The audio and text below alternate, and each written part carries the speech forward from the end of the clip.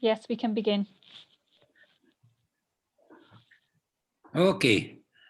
Bonsoir tout le monde et bienvenue au webinaire de la Ligue internationale contre l'épilepsie et la région méditerranéenne de l'Est.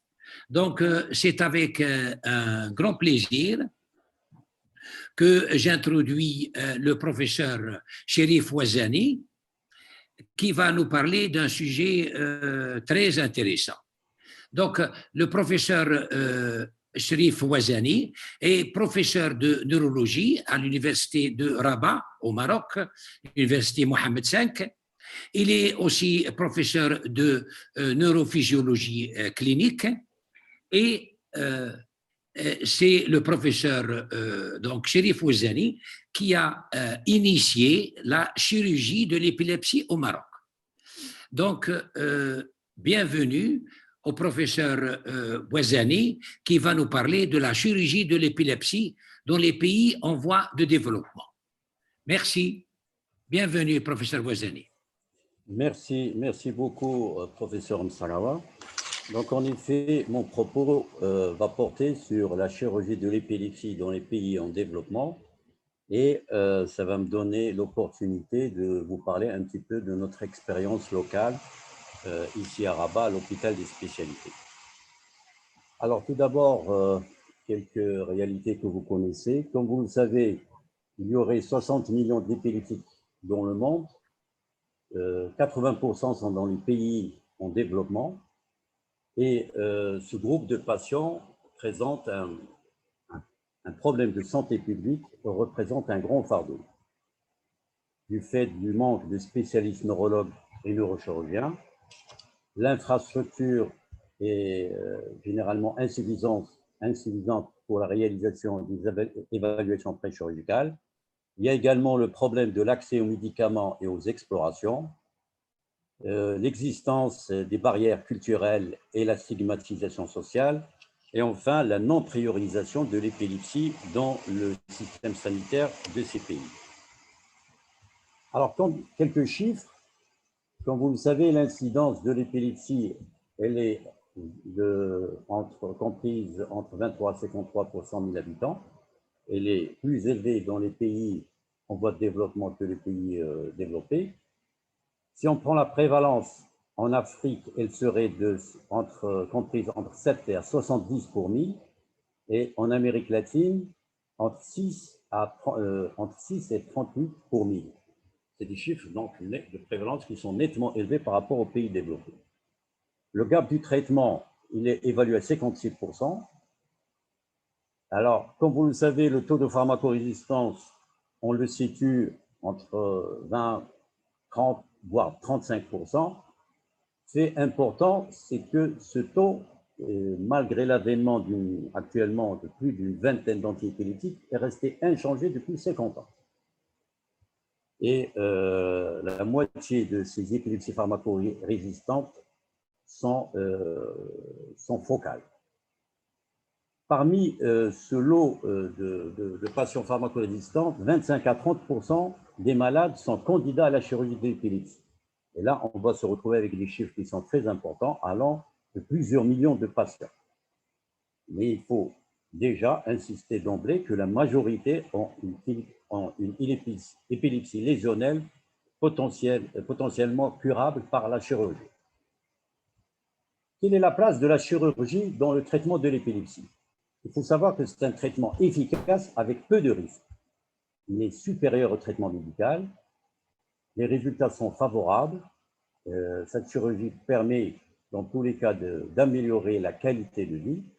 Alors, élément très important, c'est la reproductibilité des résultats à travers les séries et les pays. Que ce soit dans les pays développés ou les pays en développement, quand on voit les séries dans la littérature, le taux de réussite est pratiquement le même. Et tout ceci a fait qu'il y a une augmentation du nombre de patients, de l'évaluation préchirurgicale des patients. Cependant, il y a un bémol à tout cela, c'est que le traitement chirurgical est toujours considéré comme le dernier ressort Maintenant, avec le nombre d'antiépileptiques, on passe en revue, on essaie plusieurs antiépileptiques. On a toujours l'espoir de stabiliser les crises. Ceci aboutit à une sous-utilisation de la chirurgie pour l'épilepsie. Alors, ceci est valable pour les pays développés et également pour les pays en développement. Donc, il y a un retard à référer les malades dans les centres spécialisés. Pour vous donner une idée, des pays très développés comme les États-Unis, généralement, le retard il est évalué entre 11 à 18 ans. Tout ceci a abouti à une stagnation de la croissance de la chirurgie de l'épilepsie.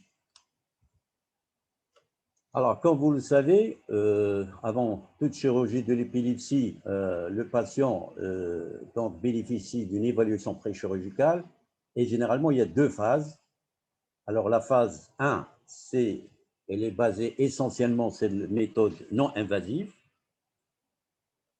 qui sont l'histoire clinique, l'EEG intercritique, la vidéo-EEG avec notamment, très important, l'enregistrement de l'EEG critique au moment de la crise, l'IRM fonctionnel également, les tests neuropsychologiques et également on ajoute pour certains pays qui ont, en développement qui ont les moyens, le PET scan, c'est-à-dire tomographie par émission de photons, ou le SPECT, tomographie par émission de positons, qui est beaucoup plus lourde à installer dans les pays en développement. Mais le PET scan est disponible. Puis nous avons la phase 2, c'est une méthode invasive, c'est essentiellement, c'est la stéréoélectroencéphalographie en fait, ou la pose de strips, de bandes ou de grilles pour l'enregistrement des crises. Alors, sur cet algorithme, j'ai essayé de vous montrer la place de ces deux phases. Alors, tout d'abord, donc, on établit la pharmacorésistance chez un patient, et là, c'est-à-dire un patient qui résiste à deux antiépileptiques ou une bithérapie rationnelle, c'est-à-dire des antiépileptiques qui ont des modes d'action différents. Puis, donc, le patient bénéficie d'un EEG, d'une vidéo-EEG, des tests neuropsychologiques et d'une IRM. Alors, si l'IRM décèle une lésion, il suffit de faire la concordance électroclinique et voir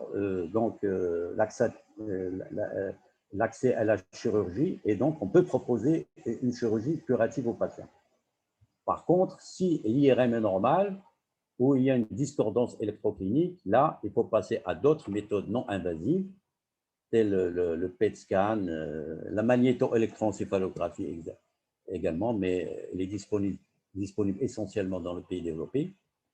Et autrement, si le bilan reste négatif, donc on passe à la phase 2, et là, c'est la place de la stéréoélectroencéphalographie. Et en fait, cette phase 2, elle est basée sur l'hypothèse, on formule une hypothèse sur le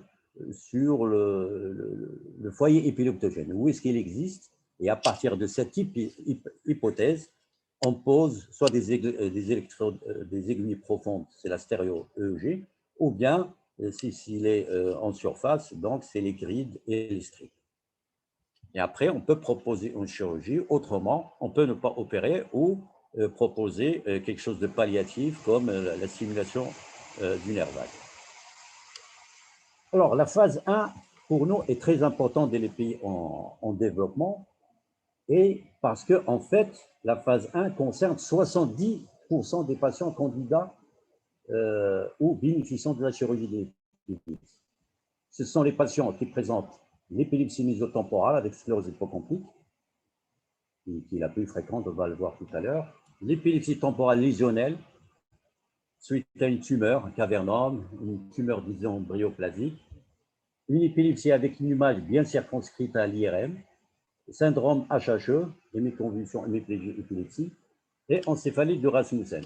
Tous ces syndromes, qui représentent le gros lot de la chirurgie de l'épilepsie, peuvent être explorés tout simplement par les méthodes invasives, c'est-à-dire la phase 1. Alors ici, juste pour vous montrer le syndrome phare de la chirurgie de l'épilepsie, c'est l'épilepsie mésiotemporale avec sclérose hypocampique. Hein. Vous la connaissez tous. C'est un syndrome hautement chirurgical. Dès qu'on le diagnostique, ça ne sert à rien de poursuivre à essayer beaucoup d'antiépileptiques et de faire un bilan préchirurgical pour proposer une chirurgie au patient. Donc, c'est un syndrome qui se caractérise par la survenue d'un événement, notamment de convulsions fébriles, encore la première enfance. Puis, il y a une rémission vers l'âge de la deuxième enfance, début des crises, il y a une rémission. Puis, les crises vers l'adolescence réapparaissent et ils sont pharmacorésistants. Et là, vous voyez, à peine 11% de ces épilepsies avec sclérose hypocampique répondent au traitement. Donc, c'est un syndrome hautement chirurgical. Et vraiment, c'est le phare de la chirurgie de l'épilepsie. Comme vous le savez, la chirurgie de l'épilepsie existe depuis une soixantaine d'années. Mais en fait, et on connaît son efficacité, mais ça n'a été prouvé qu'en l'an 2001 par VIV, qui a fait une étude randomisée sur 40 patients. Et là, vous voyez les résultats qui montrent la supériorité du traitement chirurgical sur le traitement médical. Alors, les raisons pour le développement de la chirurgie de l'épilepsie dans les pays en développement, vous le connaissez. Tout d'abord, il y a des arguments pharmacologiques, c'est qu'il n'y a pas d'antiépileptique miracle. Et les nouveaux antiépileptiques, à peine moins de 10% de malades sont sans crise avec les nouveaux antiépileptiques. Et puis, comme vous le savez, il n'y a pas de protocole médical promulgué pour chaque type de crise. Il y a les arguments épidémiologiques. On s'est rendu compte que le taux de pharmacorésistance est en fait plus important et que la moitié de ces patients qui sont pharmacorésistants sont potentiellement, peuvent bénéficier de la chirurgie. Il y a également des arguments cliniques, les crises partielles complexes qui se réfèrent au lobe temporal ou au lobe frontal constituent 40% de l'ensemble des crises. Donc, et comme on va le voir, la chirurgie de l'épilepsie intéresse essentiellement le lobe temporal, puis frontal. Que je l'ai dit tout à l'heure, la supériorité du traitement médical et chirurgical, l'identification de ces syndromes hautement chirurgicaux, comme l'épilepsie mésiotemporale avec sclérose hypocampique, et le bon pronostic de cette chirurgie. Il y a également les arguments économiques. C'est quand le coût, par exemple, d'une lobectomie est nettement inférieur à un patient qui est pharmacorésistant, qui va prendre des antiépileptiques pendant des décennies avec parfois des hospitalisations, etc.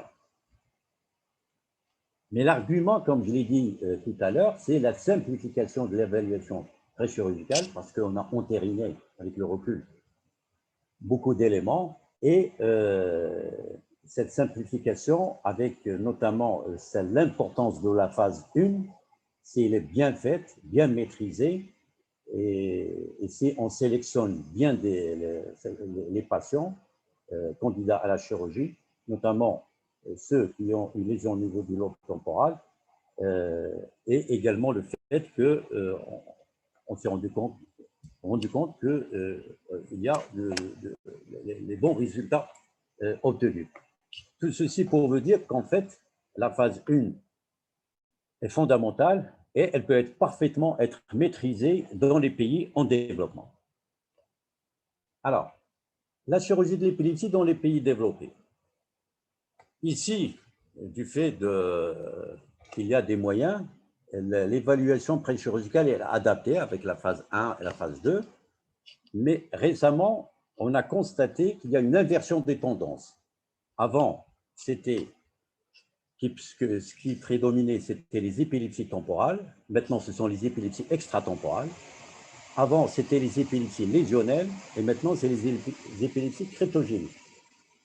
Et en fait, les patients dans ces pays développés sont moins enclins à se faire opérer Et donc, on s'oriente vers des techniques d'ablation minimale, telles la radiochirurgie, la thermocoagulation, surtout le traitement par laser et le traitement par ultrason. Donc, en fait, dans les pays en développement, il faut qu'on passe par la phase par laquelle sont passés les pays développés, c'est-à-dire les épilepsies temporales lésionnelles. Alors, pour la chirurgie de l'épilepsie dans les pays en développement, la problématique, c'est essentiellement de sélectionner les patients candidats qui ont le meilleur pronostic.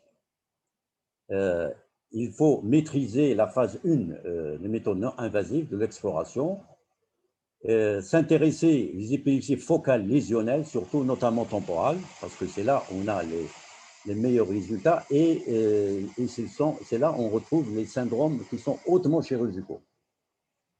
Alors, bien sûr, pour les épilepsies extratemporales, on peut toujours utiliser les méthodes non invasives, mais dans ce cas, il faut sélectionner les meilleurs patients candidats. Alors, reste donc le problème des épilepsies cryptogéniques. Alors, pour résumer cette première partie, en fait, il est possible de répondre aux besoins de la chirurgie de l'épilepsie dans 70% des cas, juste en maîtrisant cette phase 1 et en sélectionnant les meilleurs candidats, les patients candidats qui ont potentiellement le meilleur pronostic. Alors, les bonnes nouvelles, c'est que malgré les ressources limitées et les difficultés, la chirurgie d'épilepsie est présente dans les pays en développement. Alors, j'ai recensé depuis l'année 2000 plus de 20 articles publiés dans les pays en développement et concernant la chirurgie de l'épilepsie. Et en fait, la question pour les pays en développement, c'est comment promouvoir, parce qu'il existe cette chirurgie de l'épilepsie, comment la promouvoir et la rendre plus accessible et en faire bénéficier le maximum de patients. Alors ici, c'est un article donc indien, donc, qui concerne 2016, qui concerne à peu près 700 patients. Alors le lobe temporal a été concerné 61%, extratemporal 39%, et avec de bons résultats. Ici, c'est un article de Mehrati du Liban sur 93 patients. Et là, le lobe temporal 54% et on a trouvé une sclérose hypocampique dans 37%. Et là, vous avez les résultats Engel 1, donc 70%, donc très bons résultats. Ici, c'est 40 enfants qui ont été opérés au Vietnam, grâce à une collaboration. Ici, un autre article, c'est l'épilepsie surgery au Panama, également concernant les enfants, avec de bons résultats. Ici, c'est un article intéressant, apparu en 2011, en Argentine, sur une période d'une dizaine d'années, 84 patients. Alors, toute l'évaluation a été basée sur une méthode non invasive, avec également de très bons résultats. C'est un article qui est intéressant parce qu'à peu près, il y a une similitude avec notre étude que je vais vous présenter. Ici, nos amis tunisiens, déjà en 2010, ils ont publié, je crois, une dizaine de patients opérés, avec collaboration avec en France. Ici, c'est un article que je vais publier, c'était notre premier lot de malades. En 2013, c'était les premiers 51 patients qu'on avait opérés dans notre service, avec le professeur Hamdichi comme neurochirurgien.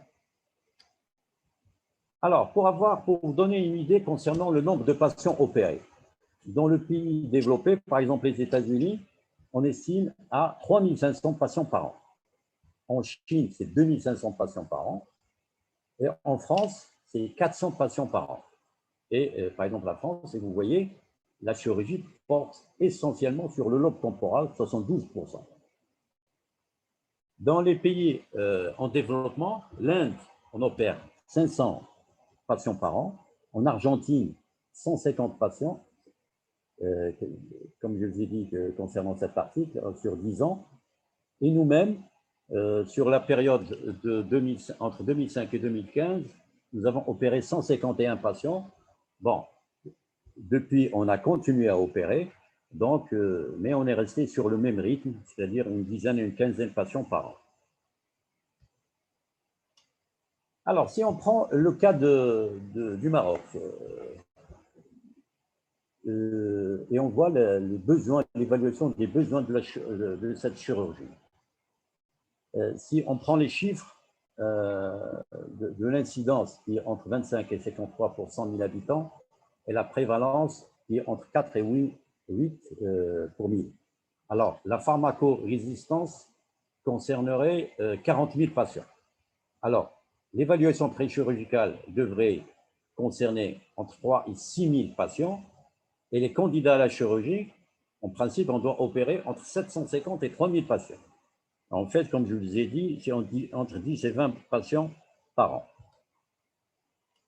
Alors, dans notre service, dans notre hôpital, donc je vais vous parler de cette expérience locale. J'ai pris une dizaine d'années. Donc, l'exploration de nos patients a été faite sur la base des méthodes non invasives, donc la phase 1. Et on a pu faire bénéficier les patients à partir de 2013 par le PET scan. Alors, on a classé nos patients, ceux qui ont des épilepsies temporales, ceux qui ont des épilepsies temporales plus et ceux qui ont des épilepsies extratemporales. Et bien sûr, la décision opératoire, c'est essentiellement donc les patients avec une lésion à l'IRM et avec une concordance électroclinique. Et les patients bénéficiaient soit d'une lobectomie, une hémisphérectomie, ou une hémisphérectomie. Alors, voici cette évaluation préchirurgicale. Donc, 700 patients avaient une épilepsie focale pharmacorésistante, 300 avaient une épilepsie temporale et 200 avaient une épilepsie extratemporale.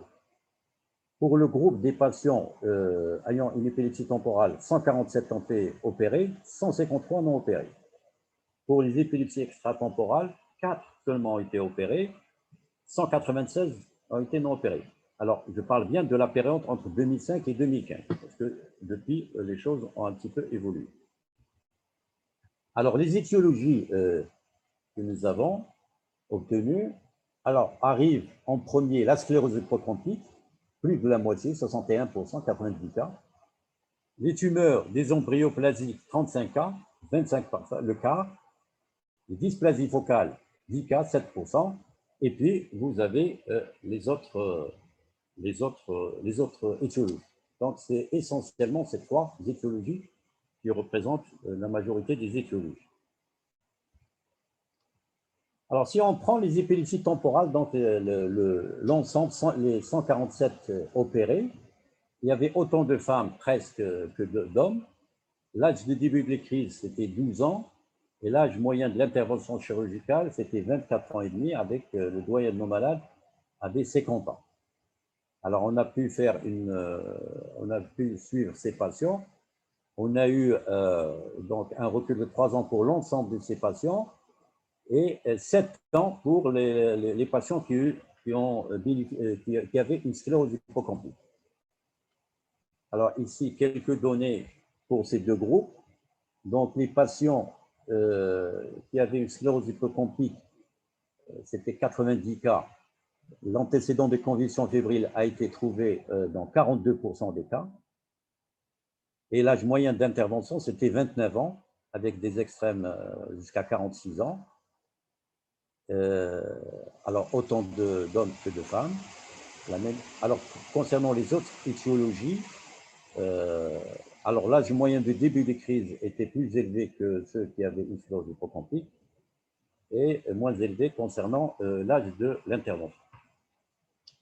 Alors, l'évolution, si on prend sur l'ensemble des patients sur 3 ans, avec un recul de 3 ans, vous voyez le stade 1, donc une amélioration nette d'Engel, c'était 78,4%. Stade 2, donc une amélioration de 9,6%, et aucun patient ne l'avait eu, donc il s'est aggravé au stade 4. Si on prend les seuls patients qui avaient une sclérose hypocampique, alors nous voyons à l'instar ce qui est publié dans la littérature. Sur les 2 premières années, on a un stade 1 sans crise qui était à 95%, et au fil du temps, ce taux diminue sur 7 ans, 50%, mais nous parlons des patients sans crise, c'est-à-dire stade 1A, c'est-à-dire pour lesquels on a arrêté les médicaments. Les complications qu'on a constatées, on peut, c'était donc soit elles étaient médicales, donc soit une dépression post-opératoire 5A, une infection ou des céphalées. On a eu également déficit moteur régressif dans 3 cas. Et alors, ce qui est important de noter, on n'a pas eu d'essai dans notre série.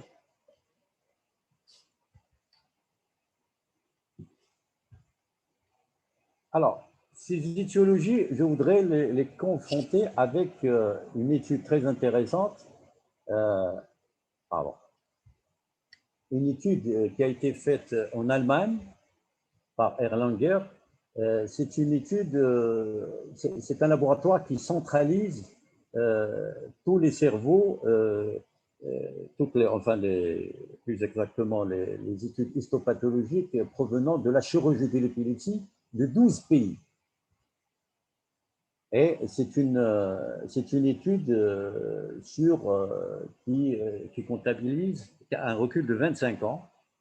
Alors, ils ont totalisé pratiquement 6899 adultes. Et comme vous voyez, la première étiologie, c'était la sclérose hypocampique, avec 43,7%. Et sur un an, il y avait 67,4% sans crise. La deuxième étiologie, c'était gangliome, 9,3%, et les dysplasies corticales focales, 6,2%. Ça, c'est pour les adultes. Pour les enfants, c'est une inversion des étiologies.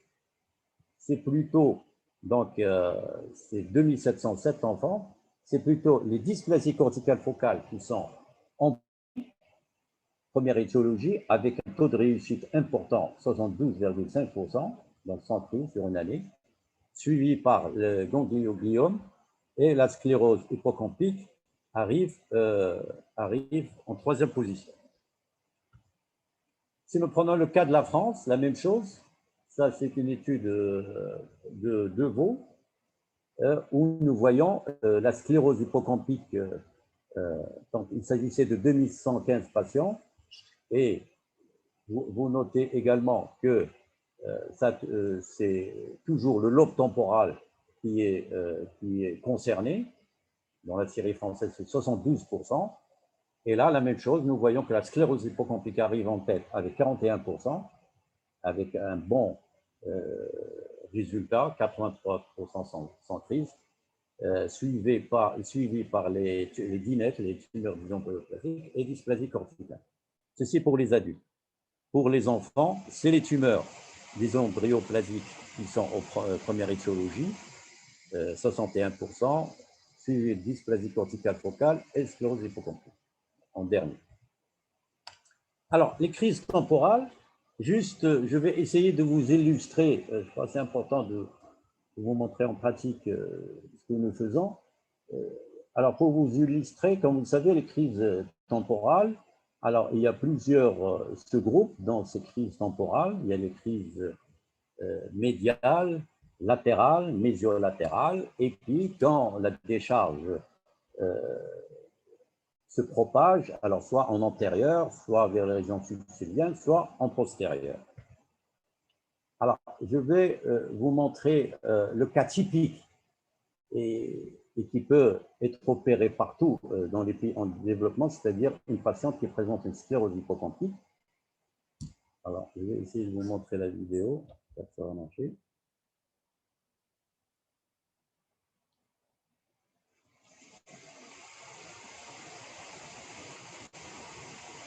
Alors, il lève sa main parce qu'elle signale le début de la crise avec la gêne épigastrique.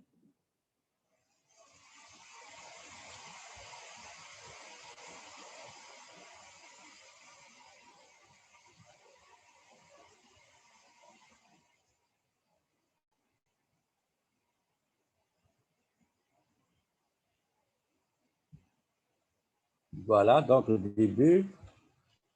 Les automatismes distaux au niveau de la main gauche, distale. Voilà, il y a cette dystonie du membre supérieur droit, donc l'image en 4. Fixité du regard, vous avez la position des lèvres.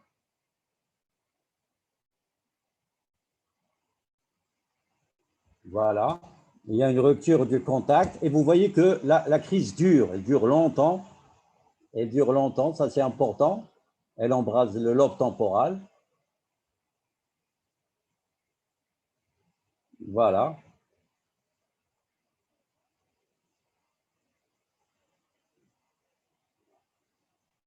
Alors, donc, vous avez vu la crise, donc typique d'une crise temporale interne, gauche. Alors, il y a des éléments latéralisateurs, etc. On ne va pas rentrer dans les détails. Alors, c'est juste pour vous montrer le tracé intercritique. Et vous voyez, temporal antérieur, vous avez ces anomalies paroxystiques, du θ paroxystique, sur temps antérieur, ça diffuse un petit peu. Alors, tout ce qui est rouge, c'est gauche. Hein. Ça diffuse un petit peu, même au niveau central, mais c'est focalisé en antérieur. Ici, le début de la crise, vous voyez cette activité rapide. Voilà, l'EEG percritique, ces pointes lentes recrutantes, toujours en temporal antérieur. Ici, c'est l'EEG post-critique, et vous voyez une souffrance avec du delta, essentiellement au niveau temporal antérieur.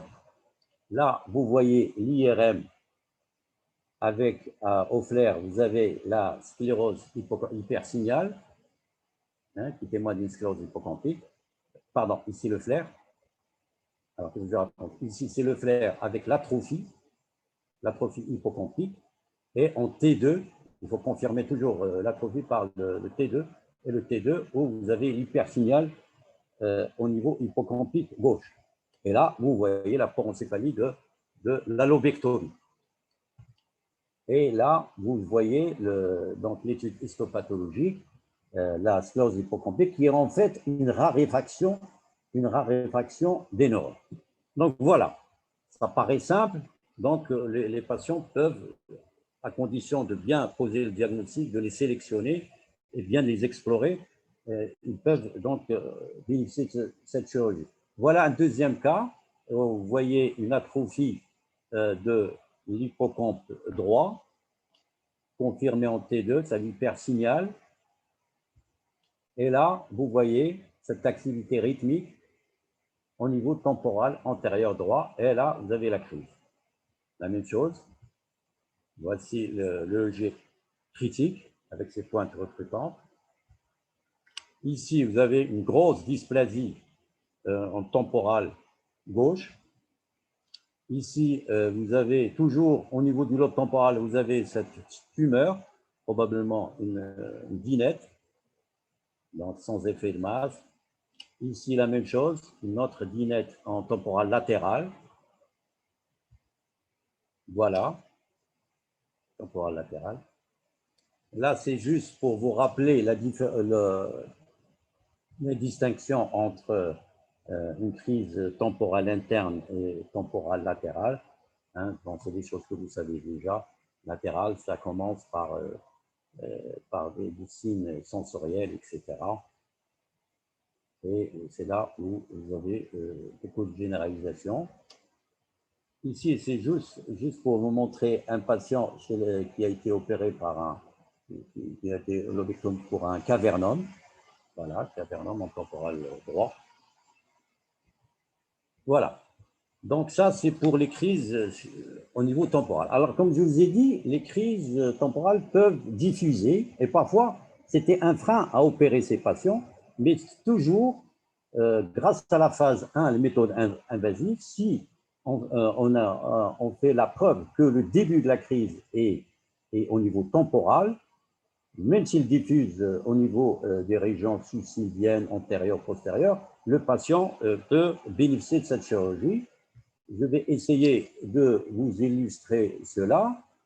Alors, je vais vous montrer cette patiente.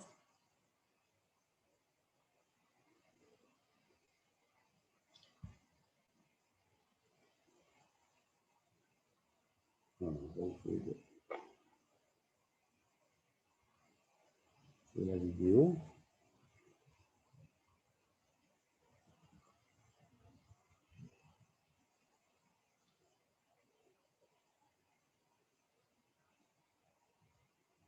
Voilà. Alors, regardez. Elle croise les jambes, elle se cache le visage, elle est agitée, elle crie, elle donne des coups de pied. Regardez ses mains, l'ictal grasping. Elle a une angoisse, très angoissée. Voilà.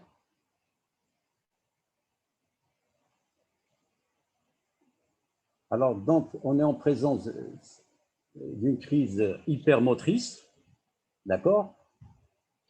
Alors ici, voici son EEG. Vous voyez son EEG, en fait, on a essentiellement des anomalies temporales qui prédominent toujours en antérieur. Regardez ces pointes. Et qui diffusent même au niveau postérieur.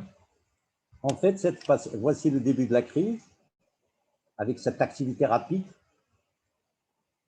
Donc ici, la crise se présente hypermotrice frontale-like. Donc, on aurait pu penser à une crise frontale, mais en fait, c'est une crise d'origine temporale en rapport avec une dinette. Bon, excusez-moi, ça ne se voit pas très bien.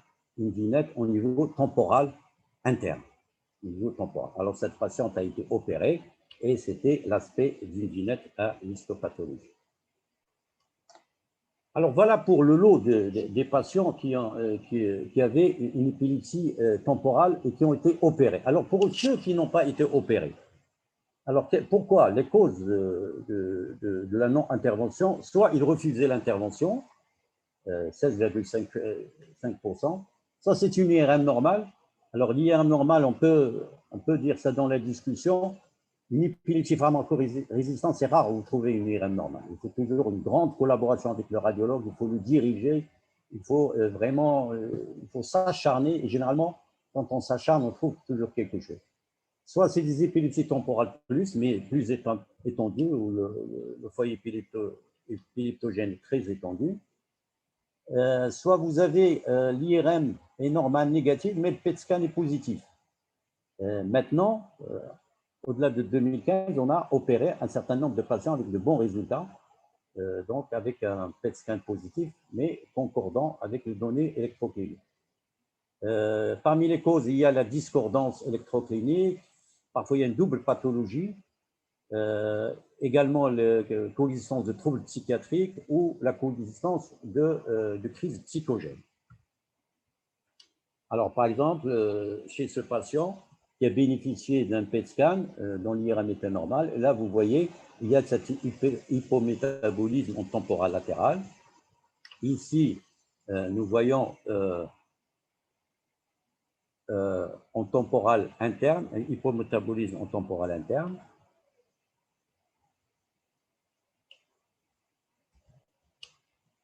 Voilà, la même chose.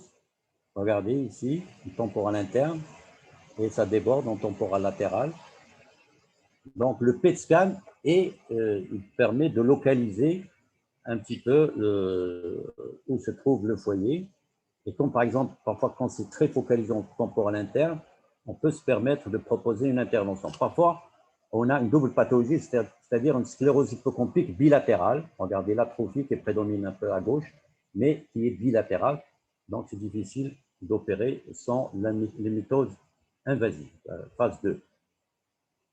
Alors, concernant les épilepsies extratemporales, les patients qui ont été opérés, 4 patients ont été opérés, 2 Rasmussen, une hémisphérotomie, une épilepsie frontale vasculaire, un cas, également une hémisphérotomie, et une épilepsie frontale à chute, pour laquelle on lui a proposé une callosotomie à cause de ces drop attacks. C'était un syndrome HHE. Alors, je vais vous montrer les Rasmussen. Et depuis, on a opéré pas mal de Rasmussen. Voilà, c'est cette épilepsie partielle motrice continue. Alors, comme vous le savez, pour le Rasmussen, c'est le timing de l'intervention. Quand est-ce qu'il faut faire l'hémisphérotomie? Parce que quand le patient n'a pas d'hémiparésie, et donc ça ne sert à rien de lui coller une hémiparésie, donc on essaie des traitements immunomodulateurs, d'immunoglobuline, etc. Alors, chez cette petite fille, enfin maintenant qui est une jeune femme,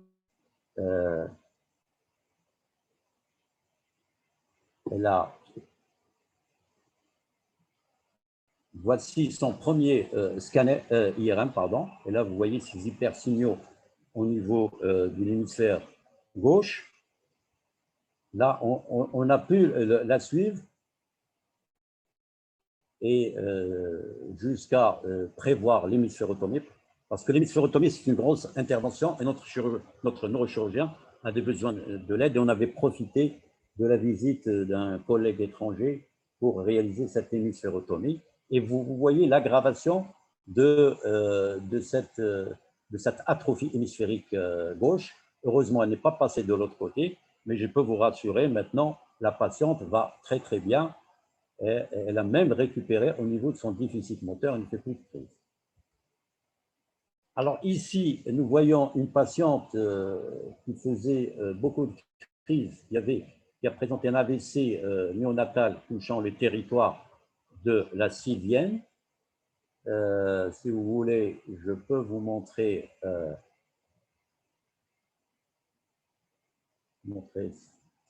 voilà le début avec cette hypertonie de l'hémicorps droit, abduction du membre supérieur droit.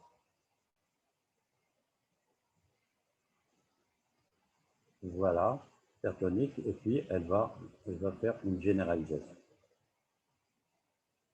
Alors, cette patiente a été guérie, hein, l'hémisphérotomie. Alors maintenant, quel est le lot des patients qui avaient une épilepsie extratemporale, mais qui n'ont pas été opérés? Alors, ils sont en grand nombre, 196 patients. Alors, c'est essentiellement ça a été des dysplasies corticales, des malformations, des syndromes HHE, soit c'est des patients qui avaient des IRM normales, ou des encéphalopathies probables, où il présentait également de façon concomitante des troubles psychiatriques. Pour vous donner un exemple, regardez cette grosse dysplasie au niveau frontal gauche, également celle-ci au niveau près de l'insula. Ici, cette dysplasie au niveau central, donc au niveau d'une région éloquente.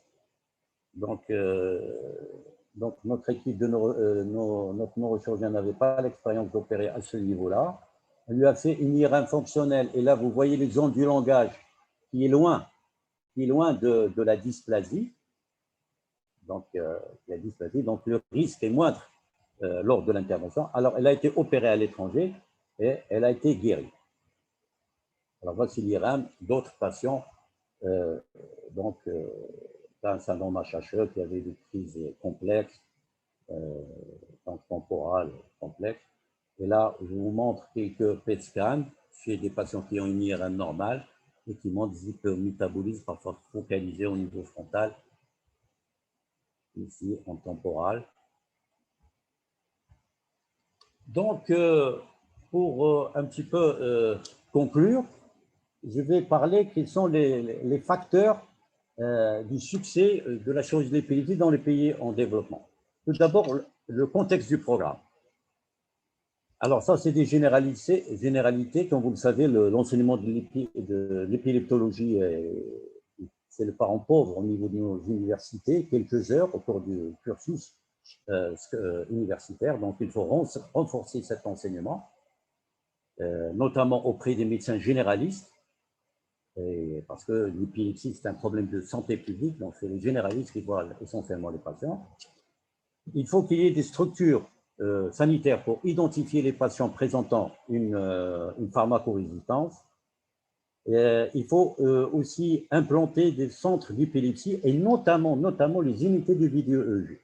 Malheureusement, dans nos pays, ce que j'ai remarqué, les pays Eastern Méditerranée, nous n'avons pas assez de centres de vidéo-EEG, c'est-à-dire où on fait des vidéos 24 heures sur 24 heures. Il faut identifier des équipes, mettre en collaboration des neurologues, épileptologues avec les radiologues et neurochirurgiens, ça c'est fondamental.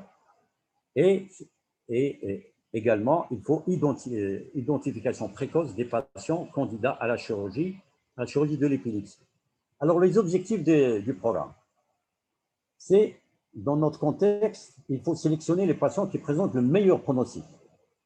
Alors, comme je viens de vous le montrer, c'est essentiellement les épilepsies mésotemporales avec sclérose hypocampique, les épilepsies temporales lésionnelles, quel que soit le type de lésion, cavernome, dinette, etc., ou bien les épilepsies avec lésions circonscrites à l'IRM, que ce soit en temporal ou en extratemporal. Il faut, je pense, comme ça a été fait dans les pays développés, procéder par étapes. Commencer par les épilepsies temporales lésionnelles, qui ont le meilleur pronostic et là, on a les meilleurs résultats et qui sont accessibles aux neurochirurgiens. Passer après les épilepsies extratemporales, toujours lésionnelles, et puis s'attaquer après aux épilepsies cryptogéniques, là, avec des IRM normales, donc utiliser les différentes méthodes.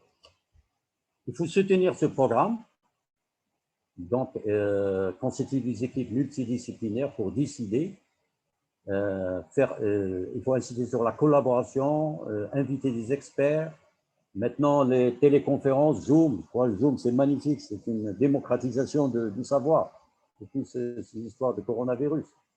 Il faut également les stages, les discussions de cas difficiles, il faut aider les patients, ça c'est un élément important dans notre contexte, et puis instaurer des réseaux locaux, régionaux, pour identifier les patients, surtout discuter les cas difficiles et pour prendre une décision.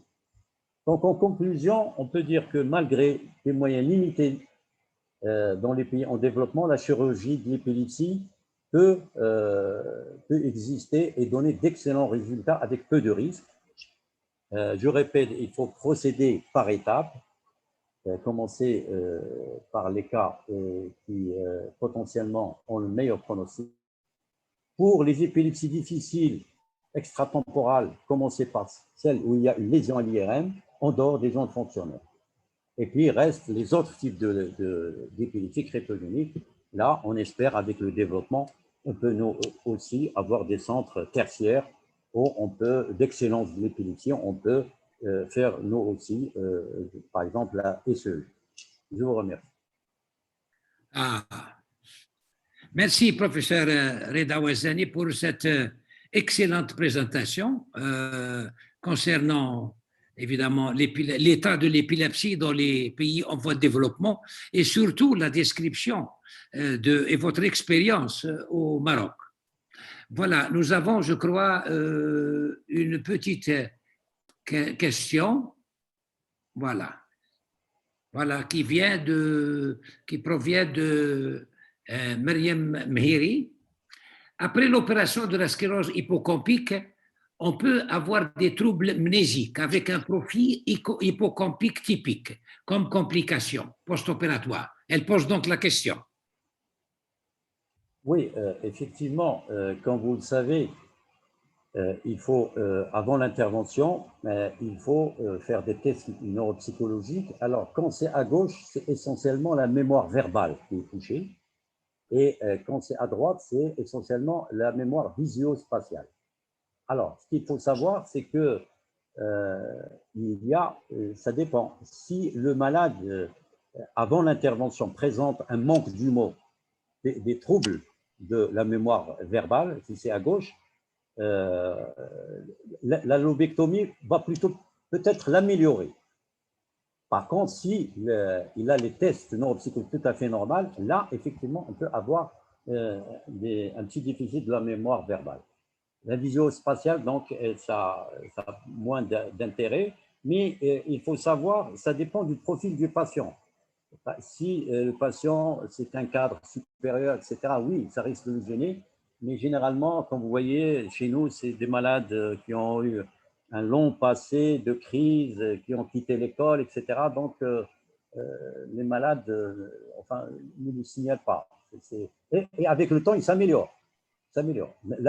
Les capacités musiques s'améliorent avec le temps quand l'intervention a réussi. Oui, effectivement. Et donc, il n'y a pas d'autres questions. Je vais poser une question. Non, s'il y a une question, je préfère donner ça aux auditeurs. Là. Bonjour, c'est une question de Yamina Houchen. J'ai une patiente de 8 ans avec une dysplasie corticale, avec déclin cognitif, refus de la chirurgie. Quels sont vos résultats concernant ça? Alors, ça, c'est une question très importante. Pour les enfants, alors généralement pour les adultes, comme vous le savez, on dit pour déclarer une pharmacorésistance, il faut attendre 2 ans, faire plusieurs essais thérapeutiques, etc. Pour les enfants, non, parce qu'il y a, les troubles cognitifs qui sont en jeu, l'exclusion du circuit scolaire, etc. Donc, il faut faire rapidement un bilan pré-chirurgical. Alors, ça dépend où se trouve cette dysplasie corticale. Mais si avec les méthodes non invasives, vous pouvez l'explorer, moi je pense qu'il faut la proposer à la chirurgie. Si la famille refuse, bon, c'est toujours, il faut essayer de convaincre, parce que vous le savez, la chirurgie lipédique dans nos pays, on dit, même chez les médecins ils disent la chirurgie, ça rend fou, etc. Il y a beaucoup elle est beaucoup stigmatisée, la chirurgie. Il faut qu'elle parle avec d'autres patients qui ont été opérés. Si malheureusement elle refuse la chirurgie, la simulation du vague, etc. Mais il faut insister parce que c'est là où on a les meilleurs résultats chez les enfants. On a de très très bons résultats après intervention sur les dysplasies focales. Très très bons résultats. Voilà. Il y a une autre question. Une fille de Seyfeddine Bouaouia, une fille de 7 ans présente des crises épileptiques avec perte de conscience et déviation oculaire bilatérale. EEG, épilepsie, donc l'EEG montre une épilepsie partielle frontale, oui, frontale droite. Une cause lésionnelle est évoquée. L'IRM, oui, l'IRM arachnoïde celle antérieure avec dilatation bilatérale des gaines de nerf optique, examen ophtalmologique est normal. Votre avis? Alors écoutez, ça, moi je pense, très difficile de donner comme ça un avis. Ce qu'il faut insister, c'est que cette patiente, elle doit être prise dans un service spécialisé ou bien une équipe qui a l'habitude de voir les patients épileptiques et de faire une vidéo-EEG, de voir les de crise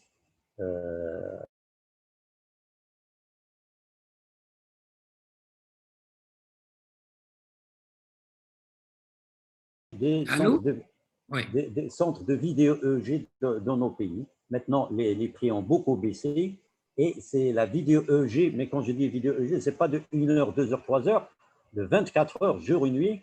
C'est là où on se fait une idée précise et à partir de là, on va voir. On va voir.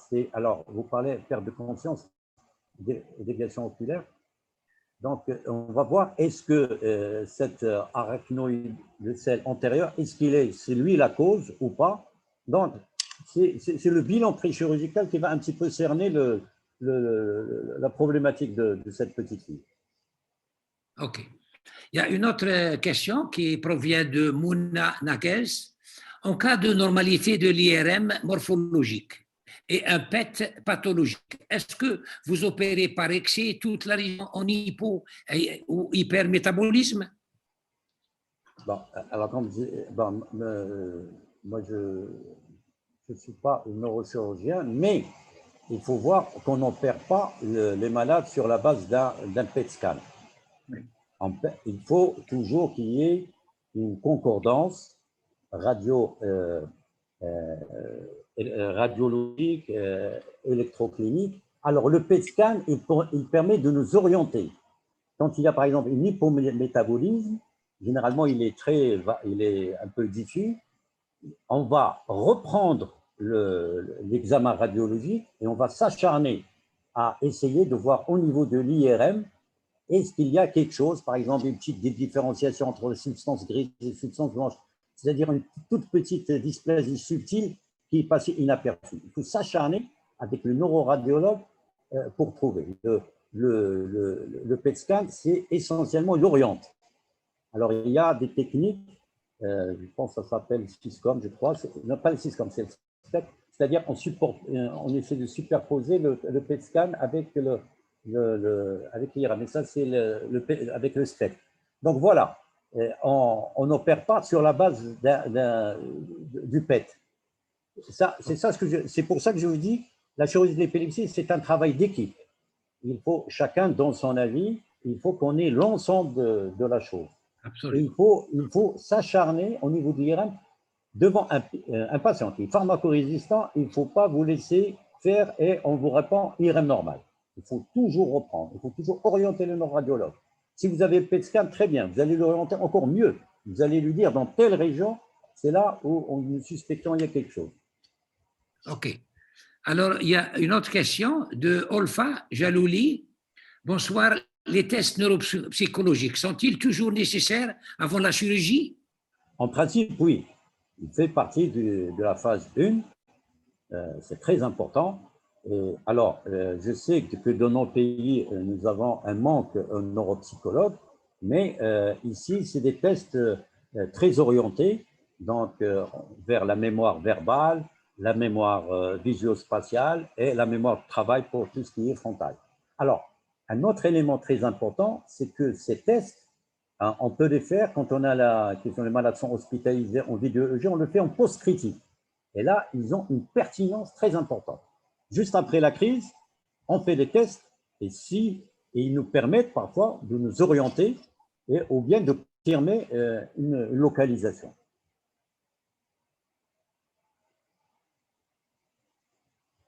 Voilà. Alors, il y a une autre question. De Lianette Sanchez.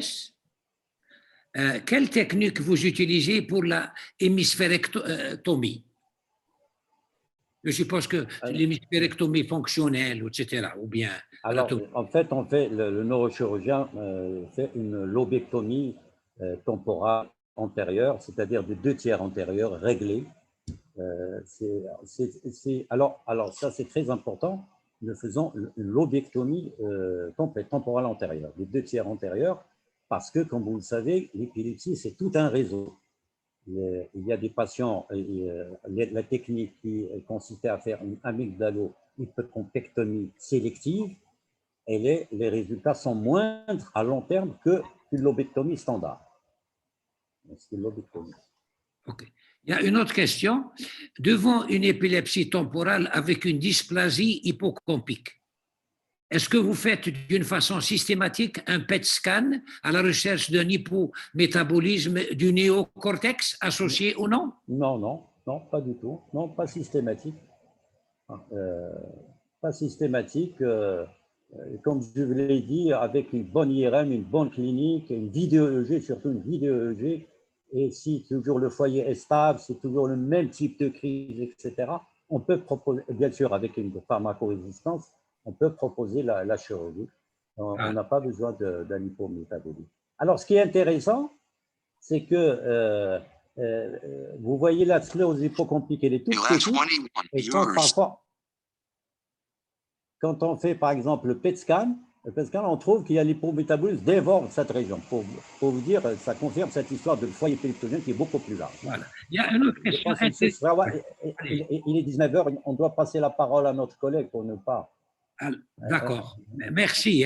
Merci beaucoup pour cette excellente présentation. Voilà. Donc, on y va. pour la seconde présentation. Donc, merci. Donc, professeur Frey. Oui, bonsoir. Bonsoir. Vous voulez montrer votre vidéo, là? Je vous présente, là. Mais c'est Madame Sioban qui va la passer parce qu'elle a la conférence chez elle. Ah, d'accord. Il y a quelqu'un qui doit la présenter, c'est ça, l'introduire?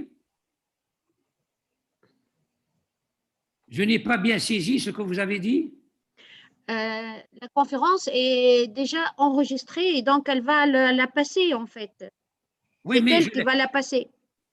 Oui, ça va, mais il faut l'introduire avant qu'elle parle. Hein? Oui. Vous allez le faire ou je le fais?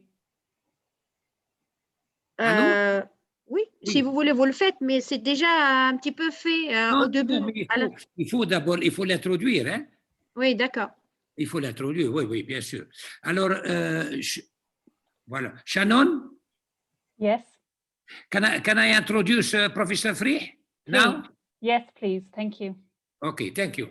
Donc, j'ai aussi l'énorme plaisir ce soir d'introduire le professeur Frey qui va parler ce soir d'un sujet extrêmement intéressant et courant, ce sont les épilepsies vasculaires. Donc, le professeur Frey est professeur en neurologie à la faculté de médecine de Monastir en Tunisie depuis 2007. Elle est chef de service de neurologie au CHU Fatouma, Bourguiba Monastir, depuis l'an 2000. Elle est aussi secrétaire générale de l'Association tunisienne d'études et de recherche sur les éléments tracés, ATERET. Donc, professeur Frey va parler des épilepsies vasculaires. Merci, professeur Frey. Merci, professeur.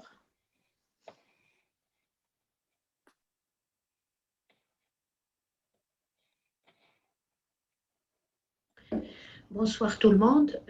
Donc, je suis honorée aujourd'hui de participer au webinaire éducatif sur l'épilepsie en français organisé par la Ligue internationale de lutte contre l'épilepsie.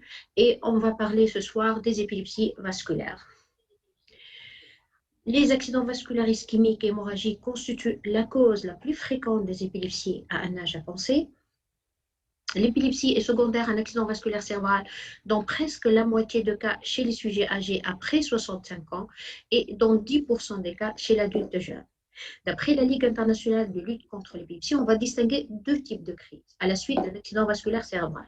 On va distinguer les crises précoces ou les crises symptomatiques qu'on appelle actuellement les crises symptomatiques aiguës. Ce sont des crises qui surviennent dans la première semaine après l'accident vasculaire cérébral. Et l'autre type de crise, c'est ce qu'on appelait auparavant les crises tardives et qu'on appelle actuellement les crises non provoquées qui surviennent après la première semaine de l'accident vasculaire cérébral et ce qui définit éventuellement l'épilepsie vasculaire, on va voir tout à l'heure. D'après certains auteurs, la relation entre les accidents vasculaires cérébraux et l'épilepsie paraît bidirectionnelle. En effet, lorsque l'épilepsie s'installe à un âge très avancé et dont la cause n'est pas très connue, ça pourrait multiplier le risque de faire un AVC dans les années ultérieures par 2 ou par 3. Il paraît que dans ce cas, l'épilepsie est secondaire à des altérations microangiopathiques qui prédisposent à des événements cérébrovasculaires. Et donc, l'épilepsie pourrait être éventuellement un biomarqueur précoce de l'accident vasculaire cérébral. Sur le plan épidémiologique, les études publiées dans la littérature sont très hétérogènes et très variables. En effet, il y a des études prospectives, il y a des études rétrospectives, il y a des études qui prennent en considération les crises symptomatiques aiguës 15 jours après l'accident vasculaire, alors que d'autres études 7 jours après l'AVC. Il y a des études qui utilisent un électroencéphalogramme systématiquement à la phase aiguë de l'AVC. Il y a d'autres qui n'utilisent pas, se basent sur la clinique. C'est ce qui donne l'hétérogénéité des différents chiffres de l'épilepsie. Donc, les crises symptomatiques aiguës, tout AVC confondu, se voit dans 7% des cas. Elle se voit dans 3 à 6% des cas à la suite d'un AVC ischémique et dont le maximum des crises surviennent, donc 80% surviennent 48 à 72 heures après l'accident vasculaire, alors qu'elles sont plus fréquentes dans les AVC hémorragiques, 10 à 16%, et un état de mal non convulsif a été noté dans les séries qui ont utilisé un électroencéphalogramme à la phase aiguë de l'AVC. Ils ont trouvé que 4% environ après un AVC ischémique et 9% après une hémorragie intracérébrale. Mais cet état de mal non convulsif, il est très sous-estimé dans les séries qui n'ont pas utilisé un électroencéphalogramme. Pour les crises non provoquées, donc qui surviennent une semaine après l'accident vasculaire cérébral, se voit dans 6,4% à la suite d'un AVC ischémique avec un pic entre 6 à 12 mois. Et elles sont plus fréquentes dans les AVC hémorragiques, donc se voit dans 12 à 20% dans les 5-10 ans après l'accident vasculaire cérébral. Depuis ces dernières décennies, il paraît que la fréquence de l'épilepsie vasculaire est en train d'augmenter et ceci est expliqué éventuellement par le progrès de la prise en charge à la phase aiguë de l'accident vasculaire.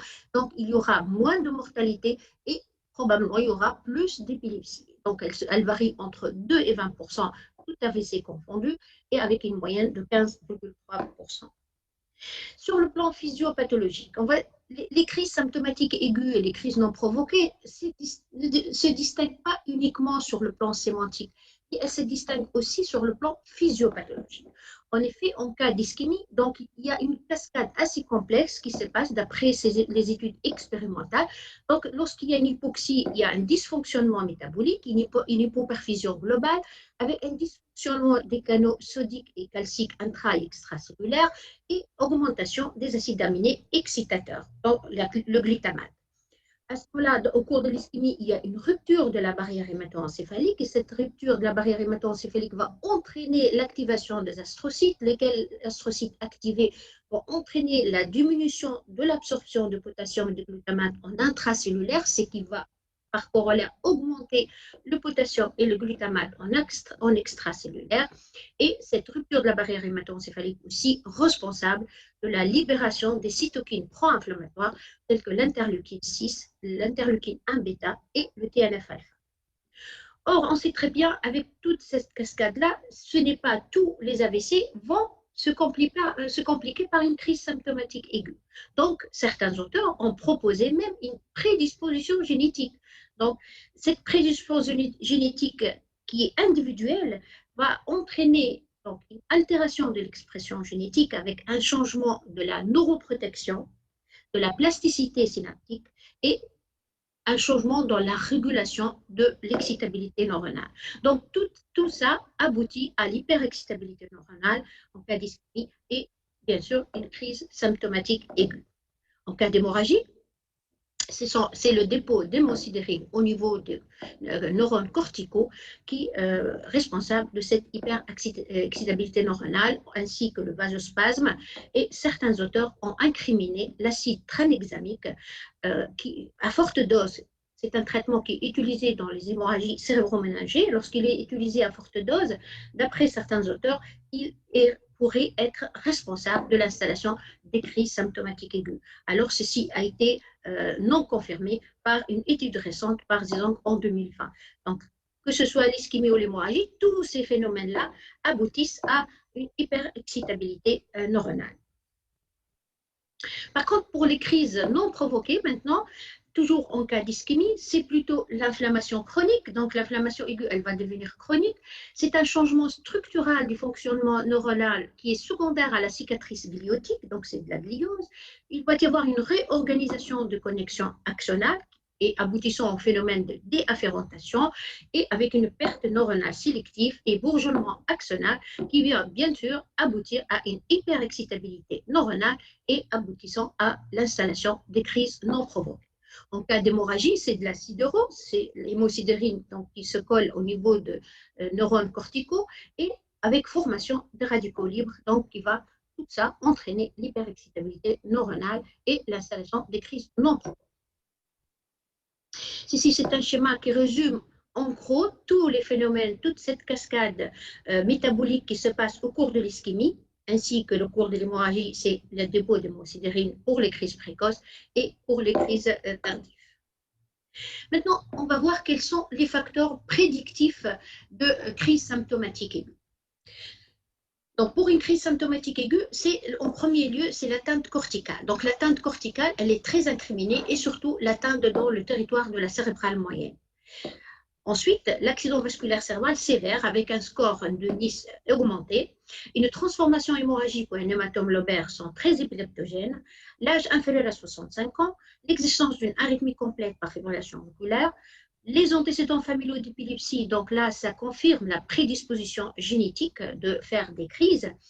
Et enfin, récemment, la thrombolyse et la thrombectomie, c'est discuté. Est-ce qu'ils favorisent l'installation des crises symptomatiques aiguës ou non?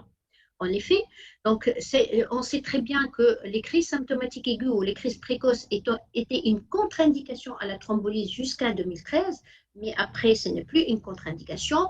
Donc, le risque des survenues des crises après un accident vasculaire traité par la thrombolyse est très controversé. Il y a des auteurs qui sont pour l'association thrombolyse et crise symptomatique aiguë et d'autres pour l'absence de risque. Il n'y a aucun risque. En effet, récemment, Francisco Brigo a fait une étude donc, sur 1200 patients et chez qui a trouvé que le groupe des patients qui ont une crise symptomatique aiguë, 1200 patients ayant un accident vasculaire cérébral, il les a séparés, un groupe qui a une crise symptomatique aiguë et l'autre groupe contrôle qui n'a pas de crise symptomatique aiguë.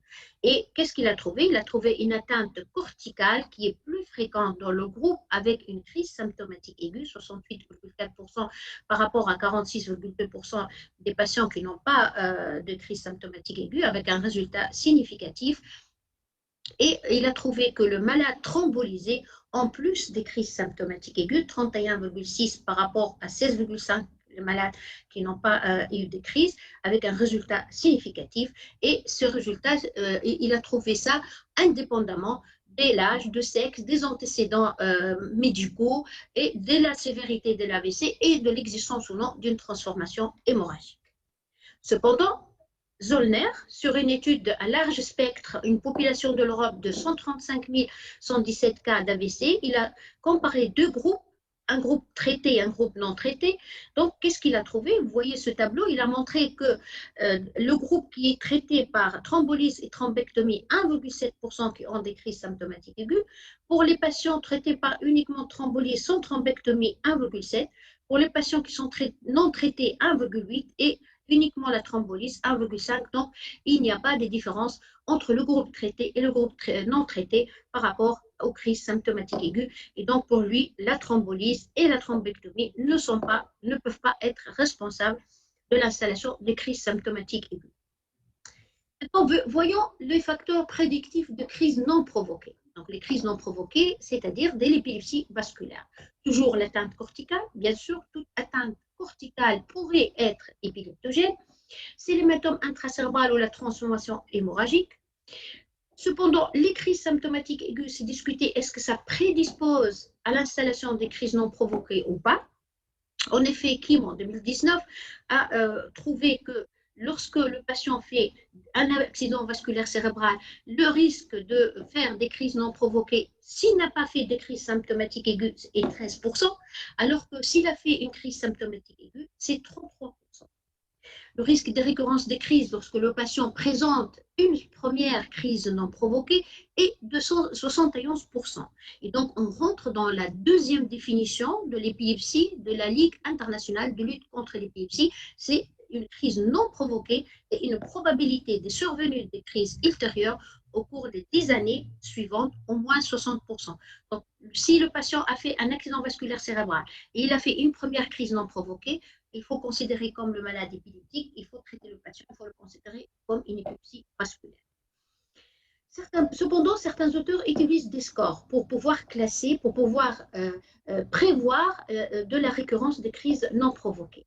Ici, Galovic, en 2018, a utilisé un score, ce qu'on appelle le Select Score. Dans le Select Score, à la suite d'un accident vasculaire cérébral ischémique, il a utilisé 5 paramètres. D'abord, la sévérité de l'AVC, avec des points 0 entre 0 et 2, et l'existence d'une atteinte d'une artère de gros calibre secondaire à l'athérosclérose, l'existence d'une crise précoce ou non, l'atteinte corticale, oui ou non, et le territoire de la MCA, oui ou non. Donc, supposons, on va prendre un exemple, un patient va avoir un score de Nice plus que 11, c'est-à-dire par exemple un 12, il aura 2 points. S'il a une atteinte d'une artère de gros calibre, il aura 1 point, ça fait 3 points. Bon, s'il ne fait pas des crises, on va voir s'il ne fait pas des crises symptomatiques aiguës. S'il a une atteinte corticale, ça fait 2 points, donc 5 points. Et s'il a un territoire de MCA, ça fait 6 points. Et si avec ces 6 points, on va au tableau, qu'est-ce qu'on trouve? On trouve que ce patient, il aura un risque de récurrence de crise de 18% dans l'année qui suit, dans un an, et 29% dans les 5 ans qui suivent.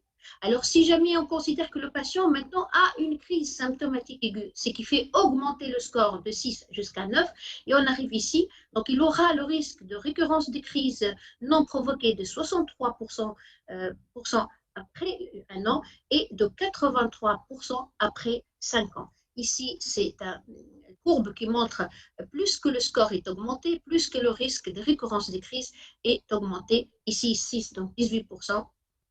Pardon, après un an et 29% après 5 ans. C'est un score qui a une sensibilité qui est faible, mais il a une spécificité de 96,7% des cas. Cependant, il y a d'autres scores utilisés, et surtout dans les hémorragies intracérébrales, ce qu'on appelle le CAF score, c'est un score qui utilise 4 paramètres: l'atteinte corticale, l'âge inférieur à 65 ans, le volume supérieur à 10 millilitres, et l'existence ou pas des crises précoces. Donc, il y a un score qui varie entre 0 et 4 points, avec un risque entre 0,6 et 46,2%. Et c'est un score qui est utilisé essentiellement pour le neurochirurgien pour se décider est-ce qu'il faut mettre le patient sous traitement ou pas. C'est un score qui est très sensible et très spécifique, avec une sensibilité de 81% et spécificité de 89%. Il y a d'autres scores utilisés tels que le Poser score. Le Poser score utilise que ce soit ischémique ou hémorragique, c'est le même score. Sinon, récemment, c'est un complément du CAF score qui est utilisé récemment, qui est plus sensible que le CAF score. C'est le CAF score ajouté avec un autre paramètre, c'est l'évacuation chirurgicale de l'hématome, qui est considéré comme un facteur prédictif de l'installation des crises non provoquées. D'autres facteurs de récurrence de crise non provoquée, en particulier récemment, c'est très décrit, l'association de l'interleukine 6 et la récurrence des crises. En effet, c'est une étude qui a été faite sur 2976 AVC ischémiques. Il a trouvé parmi ces AVC ischémiques 209 AVC plus crise symptomatique, 7%. Parmi les 209, il y a 105 qui ont eu la récurrence des crises non provoquées. Il a dosé le taux de l'interleukine 6. Il a noté que le taux moyen était de 4,87, alors qu'il est plus augmenté chez les patients qui ont eu la récurrence des crises de 6,32 par rapport aux patients qui ont eu un AVC, des crises symptomatiques aiguës, mais sans crise non provoquée. À ce moment-là, c'est 3,41. Donc, ce qui fait conclure, est-ce que l'interleukine 6 pourrait être un biomarqueur potentiel pour prédire de la récurrence des crises tardives et donc, bien sûr, de l'épilepsie vasculaire. Dans le même sens, ici, Zhang, en 2020 aussi, il a décrit aussi que l'interleukine 1 bêta pourrait être aussi un facteur, un biomarqueur de la récurrence des crises. En effet, il a eu 238 cas d'AVC avec des crises symptomatiques aiguës. 107 ont eu la récurrence des crises et il a dosé l'interleukine bêta, 1 bêta, il est augmenté 6,49 par rapport aux patients qui n'ont pas eu des crises non provoquées. Et donc l'analyse multivariée montre que l'association de l'augmentation du taux de l'interleukine 1 bêta dans le sang et dans le LCR, elle est associée à la récurrence des crises après un AVC ischémique avec des crises symptomatiques aiguës, indépendamment des autres facteurs, avec une sensibilité de 70% des cas et spécificité de 87% des cas. On sait très bien aussi, ça a été décrit, que l'interleukine 1 bêta est augmentée dans les crises fébriles chez l'enfant et dans les crises temporales. Donc, ceci confirme son rôle dans l'initiation et la progression de l'épilepsie. Et donc, on peut considérer comme l'interleukine 1 bêta pourrait être un biomarqueur de la découverte précoce des crises tardives après un accident vasculaire cérébral et des crises symptomatiques aiguës. Maintenant, on va voir le type de crise au cours des accidents vasculaires cérébraux. D'après toutes les séries de la littérature, on remarque que les crises sont majoritairement focales, avec ou sans rupture de contact, motrice ou non motrice, et elle peut se bilatéraliser dans certains cas. On peut avoir un état de mal convulsif généralisé qui est rare, ça se voit entre 0,14 et 1,1% des cas, mais ce qui est sûr, il augmente le risque de mortalité par 2 à 6 mois. Concernant l'état de mal non convulsif, bien sûr, il faut qu'on utilise un électroencéphalographique, un EEG à la phase aiguë de l'AVC pour pouvoir détecter ces états de mal non convulsifs. Et donc, ça a été décrit par Belcastro entre 4 et 19% des cas. L'épilepsie partielle contenue, elle est rare, mais elle se voit. Par contre, les crises non provoquées, donc les crises tardives, sont majoritairement aussi focales dans 70 à 80% avec ou sans bilatéralisation des crises.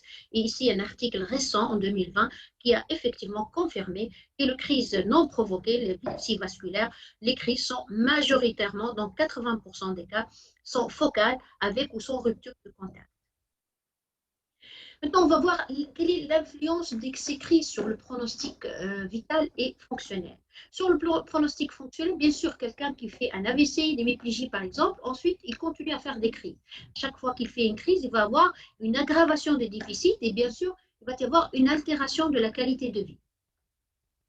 Avec la récurrence des crises, on va voir bien sûr un déclin cognitif.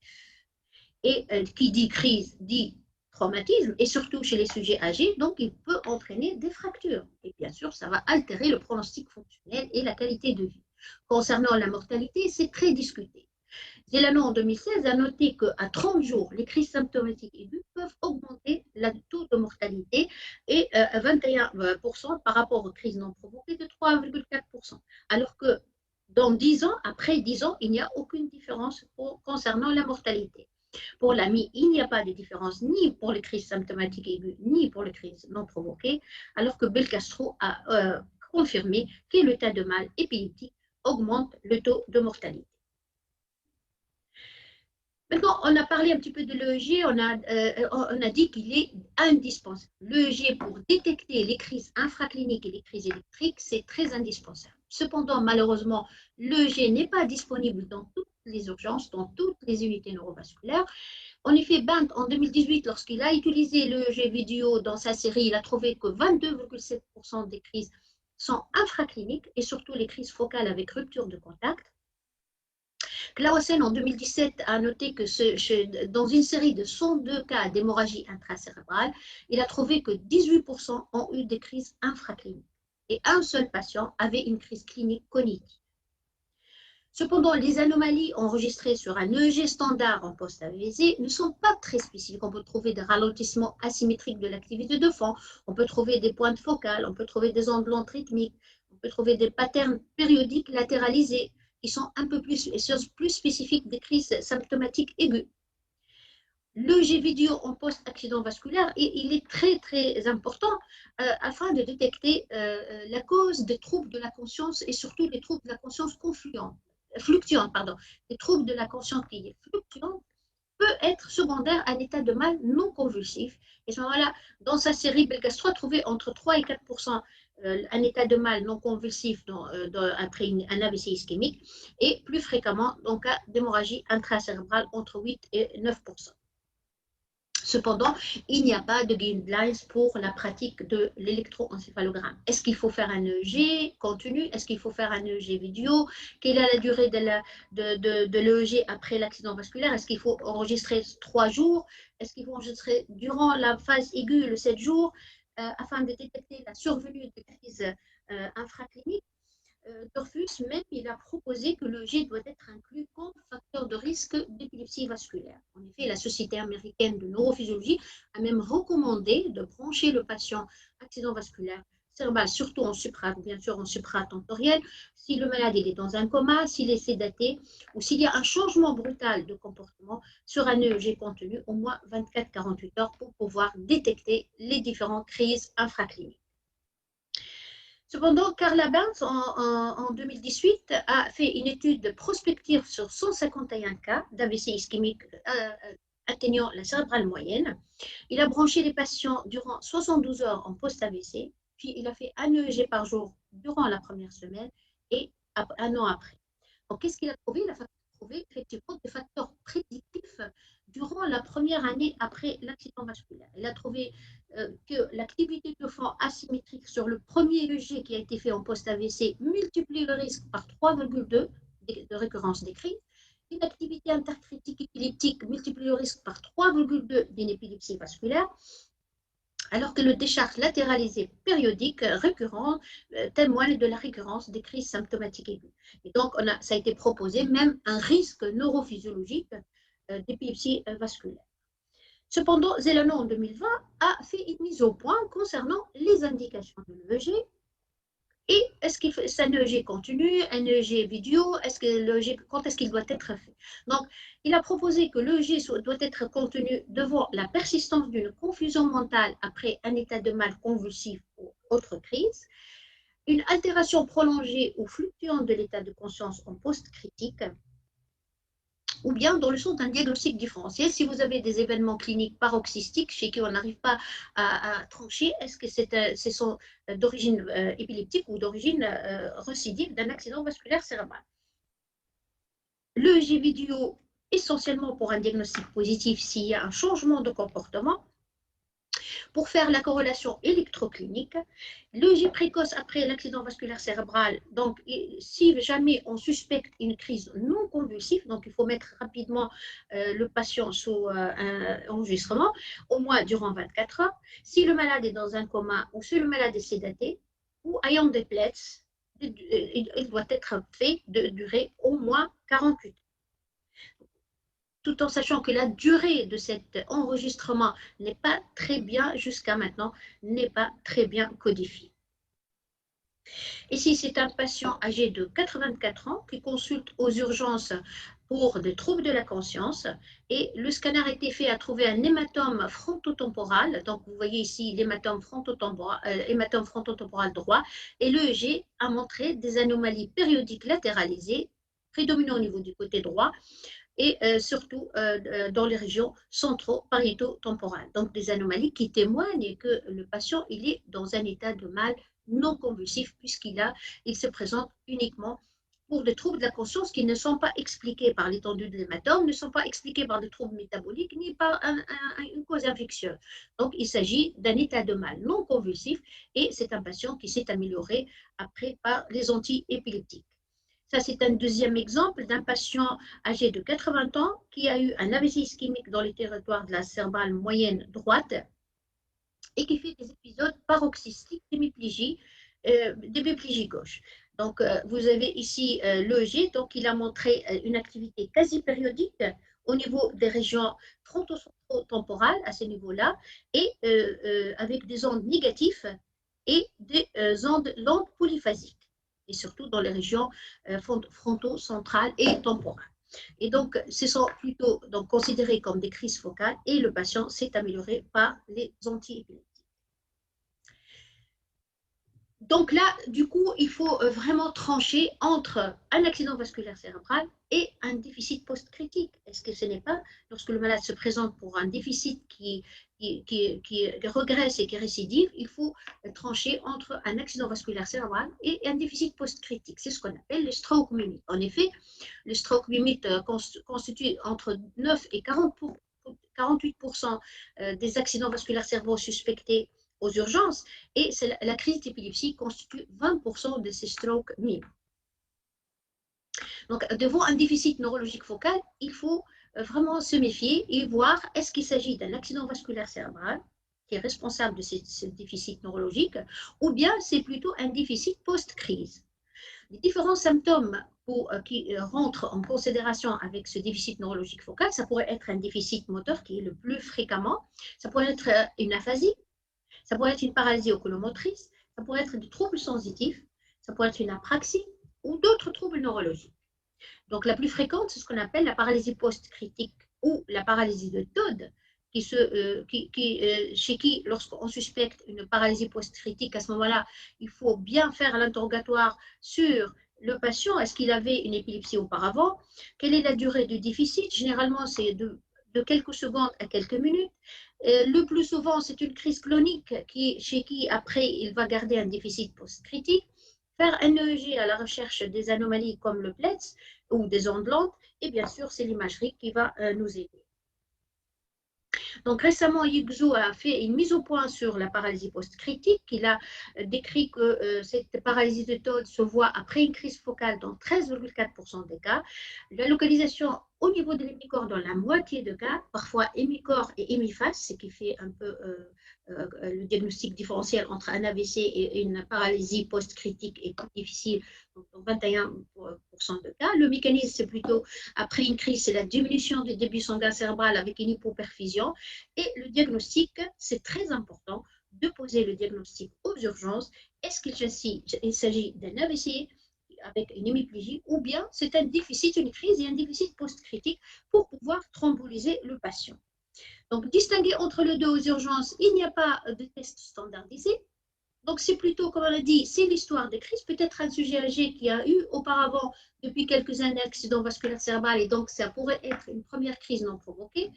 Faire donc un EEG éventuellement pour distinguer entre les deux. Si on fait un scanner et un enjeu scanner cérébral qui est normal, donc qui est plus en faveur d'un déficit post-critique, sinon il faut faire une IRM de diffusion ou de perfusion, bien sûr selon la disponibilité pour voir s'il y a des anomalies qui ne prennent pas un territoire bien systématisé. Si ce sont des anomalies qui ne prennent pas un territoire bien systématisé, c'est plutôt un déficit post-critique et non pas un accident vasculaire cérébral. Ici, c'est une autre situation, c'est que le patient, on dirait qu'il fait une crise, mais ce n'est pas une crise, c'est un accident vasculaire cérébral. C'est ce qu'on appelle le limb shaking.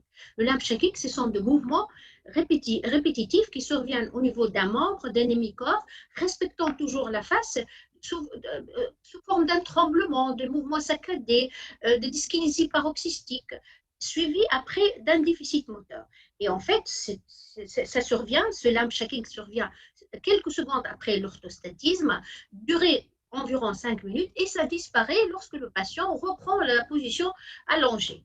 Et ceci, secondaire à une occlusion complète de la carotide qui va entraîner sur l'IRM de diffusion des anomalies au niveau des zones qui sont plus sensibles à l'ischémie, c'est les zones jonctionnaires entre la cérébrale moyenne, comme on voit ici, et la cérébrale postérieure. Donc ça, c'est plutôt un AVC qu'il ne faut pas confondre avec une crise d'épilepsie. Maintenant, l'imagerie, c'est pour cela qu'on insiste sur l'imagerie, parce que l'imagerie qui va nous poser le diagnostic positif et différentiel entre un déficit post-critique et un accident vasculaire cérébral. Les signes à l'IRM de perfusion, si on arrive à faire une IRM, parce qu'on sait très bien que l'IRM n'est pas disponible dans toutes les urgences, si on arrive à faire une IRM de perfusion, les signes en faveur d'une crise, c'est qu'il va y avoir une hyperperfusion dans un territoire non vasculaire, à la phase pré-critique et la phase critique et qui va disparaître après quelques jours, ou bien si ça a été fait tardivement, on va faire une hypoperfusion. Sinon, l'IRM de diffusion aussi va nous montrer un hypersignal dans un territoire non systématisé, non artériel. Sinon, le scanner qui est plus disponible aux urgences, mais qui n'est pas très sensible, le plus souvent est normal. Donc, il faut demander plutôt un scanner de perfusion. Je pense qu'il est plus facile de faire un scanner de perfusion qu'une IRM de diffusion ou de perfusion. Et le scanner de perfusion, il permet donc de trancher pour pouvoir thromboliser, faire un diagnostic différentiel et pouvoir thromboliser la patiente. Et ce scanner de perfusion, s'il a été fait précocement, il va nous montrer une zone d'hyperperfusion. C'est la zone qui est responsable de la crise dans un territoire non systématisé. Donc, plusieurs articles qui ont parlé de ce rôle de scanner de perfusion. Et récemment, c'est un article qui a fait ce travail sur 1200 patients. Donc, 1200 patients, il a choisi les patients qui ont fait une crise symptomatique aiguë et les patients qui ont fait un AVC ischémique thrombolisé. Donc, il a comparé les deux groupes. Il a trouvé que les patients qui ont eu un déficit post-critique, il avait une hyperperfusion multiterritoriale et dans 73% des cas, chose qui ne se voit pas au cours d'un accident vasculaire cérébral, une atteinte thalamique homolatérale dans 57% des cas, qui ne se voit pas au cours d'un AVC, un retard du temps de perfusion dans 84% des cas. Et donc, ces trois changements significatifs au cours d'une crise d'un événement épileptique, qui sont plus fréquents chez les sujets âgés de plus de 67 ans, ont une spécificité de 100% avec une sensibilité de 57 jusqu'à 84%. Ici, vous voyez qu'il y a une hyperperfusion à ce niveau-là, au niveau des zones entre la cérébrale, de façon multiterritoriale, de façon bilatérale, au niveau de la zone de la cérébrale moyenne et postérieure, un hypersignal au niveau du thalamus. Le troisième signe, c'est la réduction du temps de perfusion à ce niveau-là. Donc, vous voyez une réduction du temps de perfusion au niveau de la région temporale droite, ce qui est en corollaire, donc avec une activité rythmique, delta, au niveau de la région centropariétale droite, ici. Donc, en corollaire avec ce foyer épileptique. Donc, c'est un foyer épileptogène au niveau de la région centropariétale droite. Ici, c'est un autre exemple d'une patiente âgée de 57 ans, retrouvée par sa famille chez elle dans un coma. Elle a été ramenée aux urgences 2 heures après. L'examen neurologique a trouvé une patiente qui est obnubilée. Elle répond moins bien au niveau de l'hémicorps gauche par la stimulation douloureuse par rapport au côté droit. Mais l'examen neurologique n'a pas noté des déviations de la tête et des yeux, n'a pas noté de mouvements anormaux au niveau de son hémicorps gauche. Malgré ça, donc le scanner a été fait, qui est strictement normal. L'angioscan aussi était strictement normal. On a noté que cette patiente a été quand même thrombolysée. Lorsqu'on a fait un scanner de perfusion, on a trouvé une hyperperfusion au niveau temporal droite, qui est corollaire avec des ondes lentes au niveau de ces régions temporo-occipitales droites. Et on a fait une IRM. L'IRM n'a pas montré de territoire vasculaire bien systématisé. Au contraire, elle a montré un hypersignal thalamique du même côté que cette hyperperfusion. Et cet hypersignal thalamique a disparu 15 jours après. Donc, c'est plutôt, elle a fait plutôt un état de mal convulsif qu'un accident vasculaire cérébral. Ici aussi, c'est un exemple d'un patient qui se présente aux urgences pour des troubles de la conscience qui est fluctuante et chez qui l'IRM a montré un hypersignal au niveau frontal et thalamique gauche. Et ce patient, l'IRM, dans 15 jours, a montré la disparition totale de cet hypersignal. En fait, c'était un état de mal non convulsif. Maintenant, la prise en charge. La prise en charge, donc, quel traitement pour quel patient? La question que se pose, quand est-ce qu'on va introduire le traitement antiépileptique et quelle est la durée du traitement antiépileptique? Pour cela, plusieurs articles qui parlent de ça, mais il n'y a pas de consensus pour une prophylaxie primaire ou secondaire. Il n'y a que de recommandations. Et ces recommandations ont un niveau de preuve qui est très faible.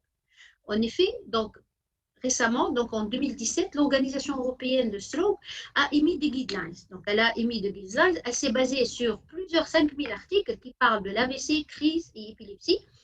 Elle s'est basée sur ces études contrôlées randomisées et des études observationnelles. Et les experts se sont réunis et ont formulé cette question sur le traitement des crises symptomatiques et des crises non provoquées, sur le traitement et le pronostic fonctionnel et la mortalité à la suite d'un accident vasculaire ischémique ou hémorragique. Et on va commencer par la première question. Donc, pour un adulte ayant un AVC ischémique ou hémorragique, est-ce qu'une prophylaxie primaire immédiate va prévenir l'installation des crises symptomatiques aiguës? En effet, d'après les séries de la littérature, il y a une seule étude qui a utilisé durant un mois le valproate chez un groupe de 36 patients par rapport au placebo, 36 patients, dans le cas d'une hémorragie intracérébrale, et elle n'a pas trouvé des différences significatives entre le groupe traité et le groupe non traité, avec un niveau d'évidence qui est très faible, en effet, parce que la série est très réduite à 36 patients. Et donc, pour les recommandations, il n'y a pas d'indication à une prévention primaire immédiate par un traitement antiépileptique, même si il y a une hémorragie intracrânienne importante ou avec une atteinte corticale ou un état de mal inaugural, le risque, parce que le risque est inférieur à 35% d'après les séries de la littérature.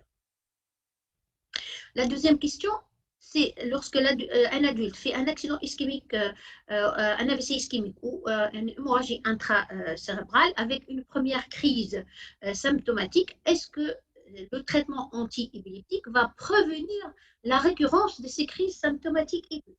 Pour cela, il n'y a aucune étude qui va nous aider pour est-ce qu'il faut donner un traitement ou pas.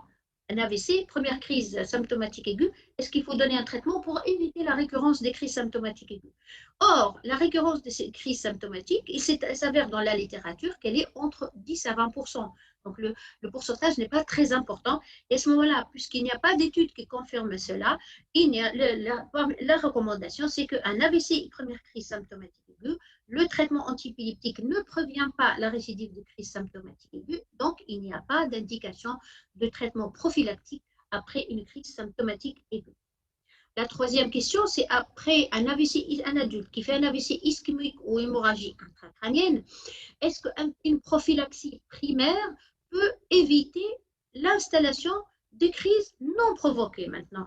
Il n'y a aucune étude qui parle de ça. Cependant, on sait très bien que lorsque le malade fait un AVC, il n'a pas fait des crises symptomatiques aiguës, le risque de faire une crise non provoquée, on a vu tout à l'heure, que 13%. Donc entre 10 et 12%, 13%. Donc à ce moment-là, la recommandation, un traitement antiépileptique au long cours, débuté à la phase aiguë de l'AVC sans crise symptomatique aiguë, ne prévient pas la survenue des crises non provoquées.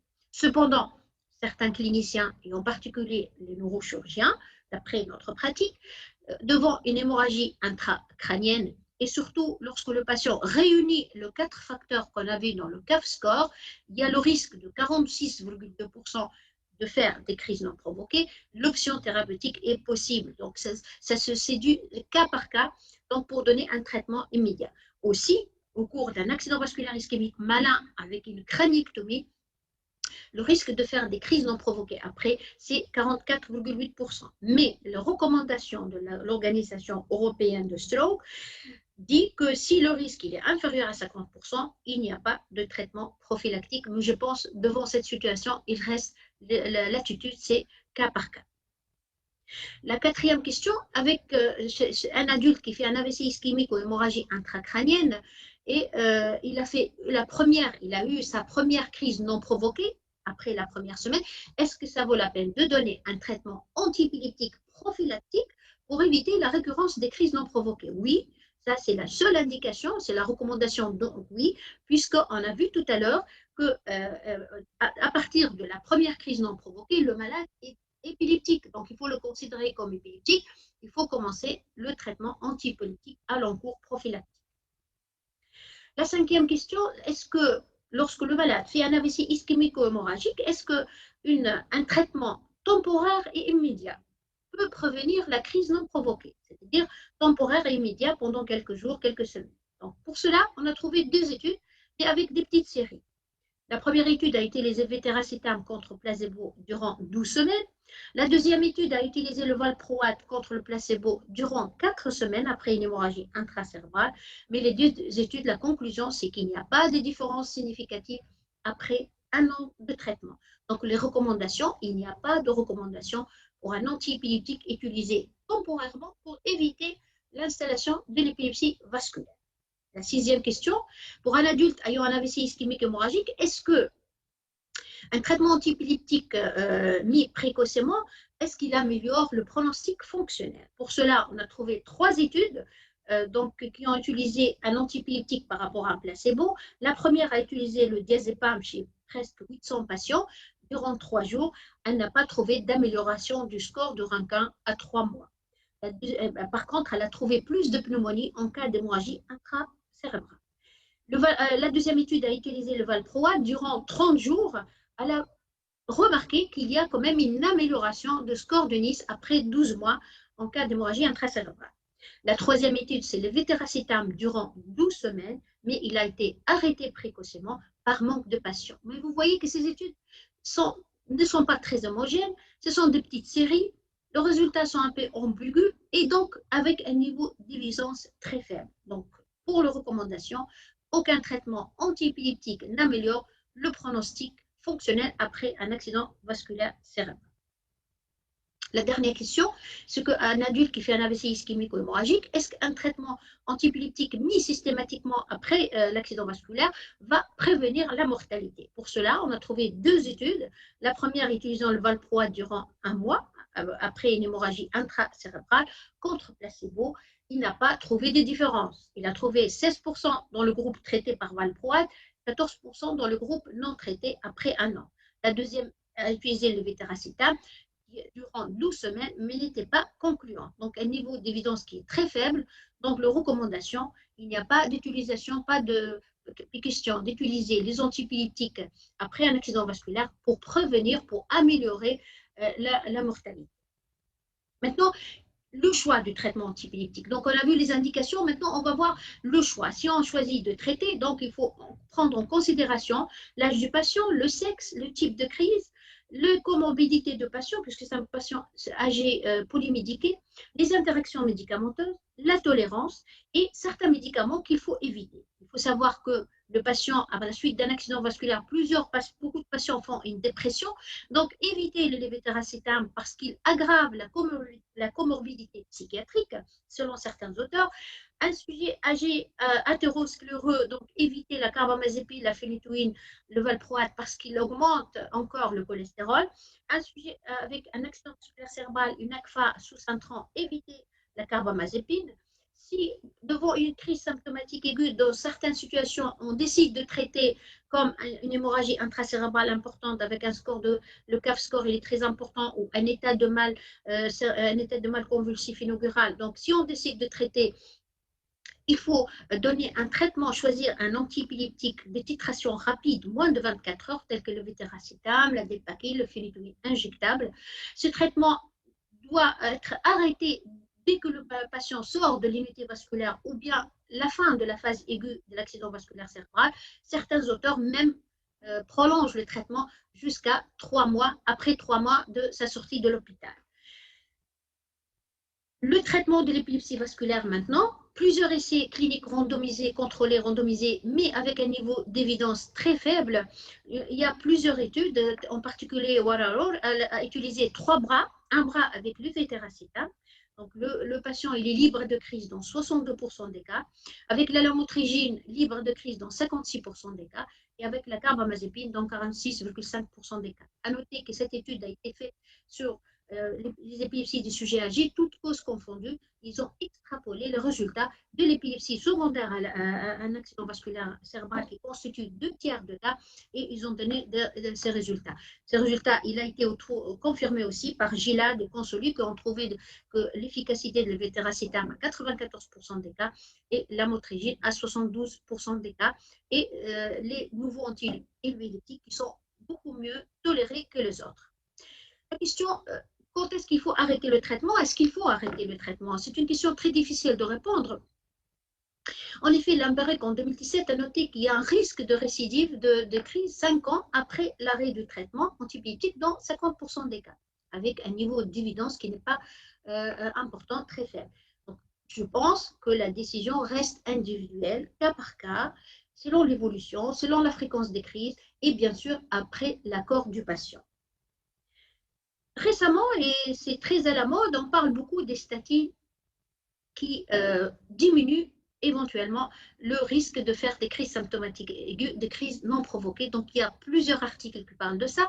Et la question qui se pose, est-ce que le statine a un effet anti-inflammatoire qui diminue la libération des cytokines pro-inflammatoires, anti-oxydants? Est-ce que c'est une action neuroprotectrice ou bien une action anticonvulsivante? Donc, il y en a plusieurs études. En effet, Guyot, en 2015, a montré que la statine qui est installée à la suite de l'accident vasculaire, ce n'est pas les patients qui sont déjà sous statine, non, il a éliminé de sa série les patients AVC qui sont déjà sous statine. Donc, lorsque la statine elle a été introduite après l'accident vasculaire, il a trouvé une réduction de crise symptomatique aiguë, mais il n'y a pas d'effet sur les crises non provoquées. Une autre étude a montré que les statines à forte dose et à long terme réduit le risque de crise non provoquée. Bruno aussi a montré que les statines à forte dose réduit le risque d'épilepsie vasculaire un an après.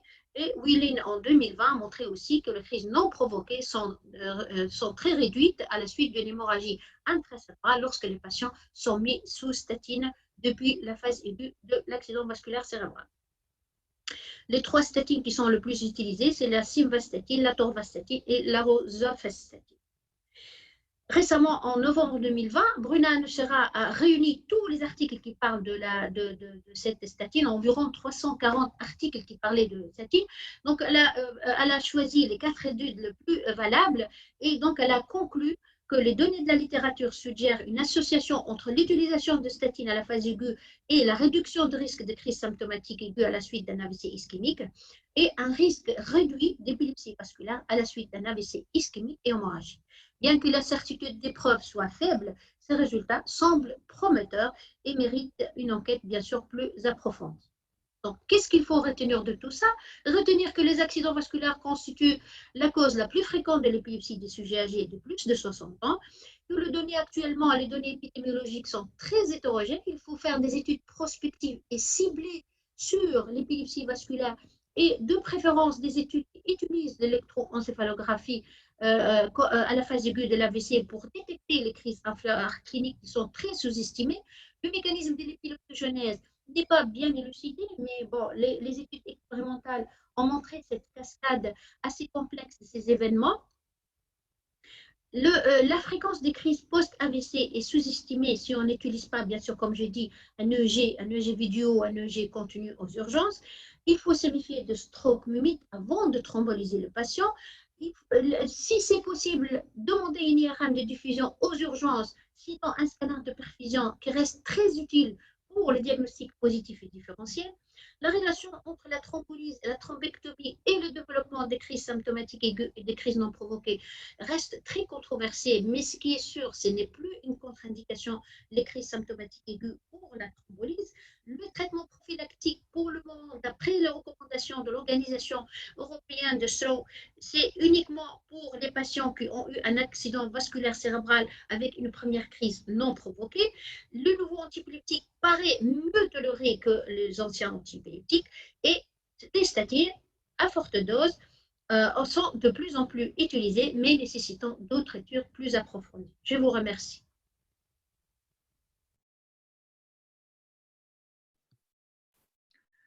Merci, professeur Frih, pour cette vraiment excellente présentation.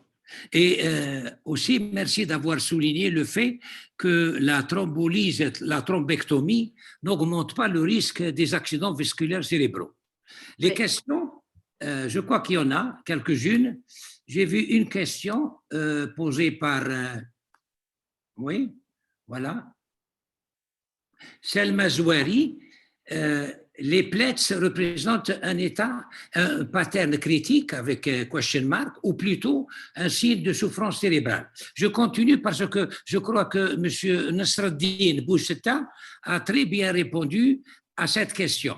Et en disant, le pattern EEG, PLETS, ce n'est pas toujours synonyme d'état de mal, test aux benzodiazépines, c'est plutôt l'évolutivité du pattern en fréquence, en amplitude, en morphologie, en durée qui est évocateur d'un état de mal.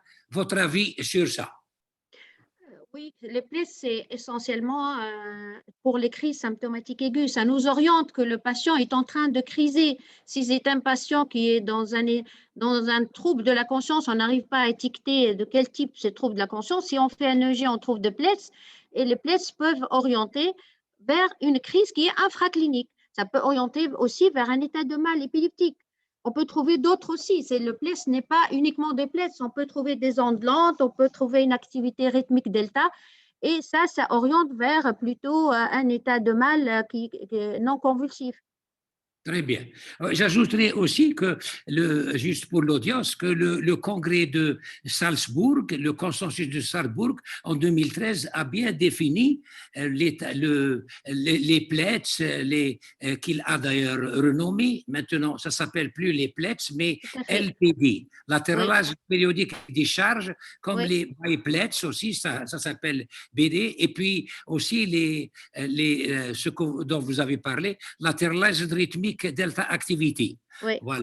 Et donc, c'est l'évolutivité, c'est en principe quand c'est supérieur à 2,5 Hz par seconde, que c'est probablement épileptique.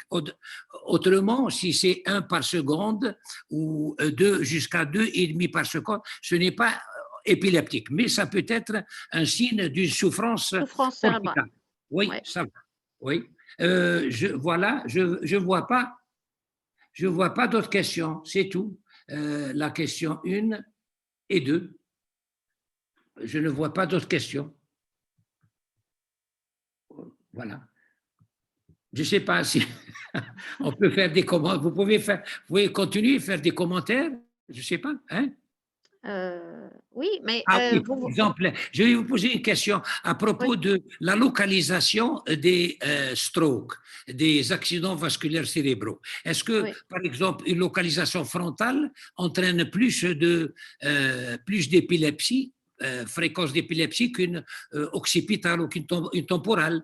Non, c'est la localisation plutôt temporale et ça atteint essentiellement, c'est les territoires de la cérébrale moyenne qui donnent plus d'épilepsie.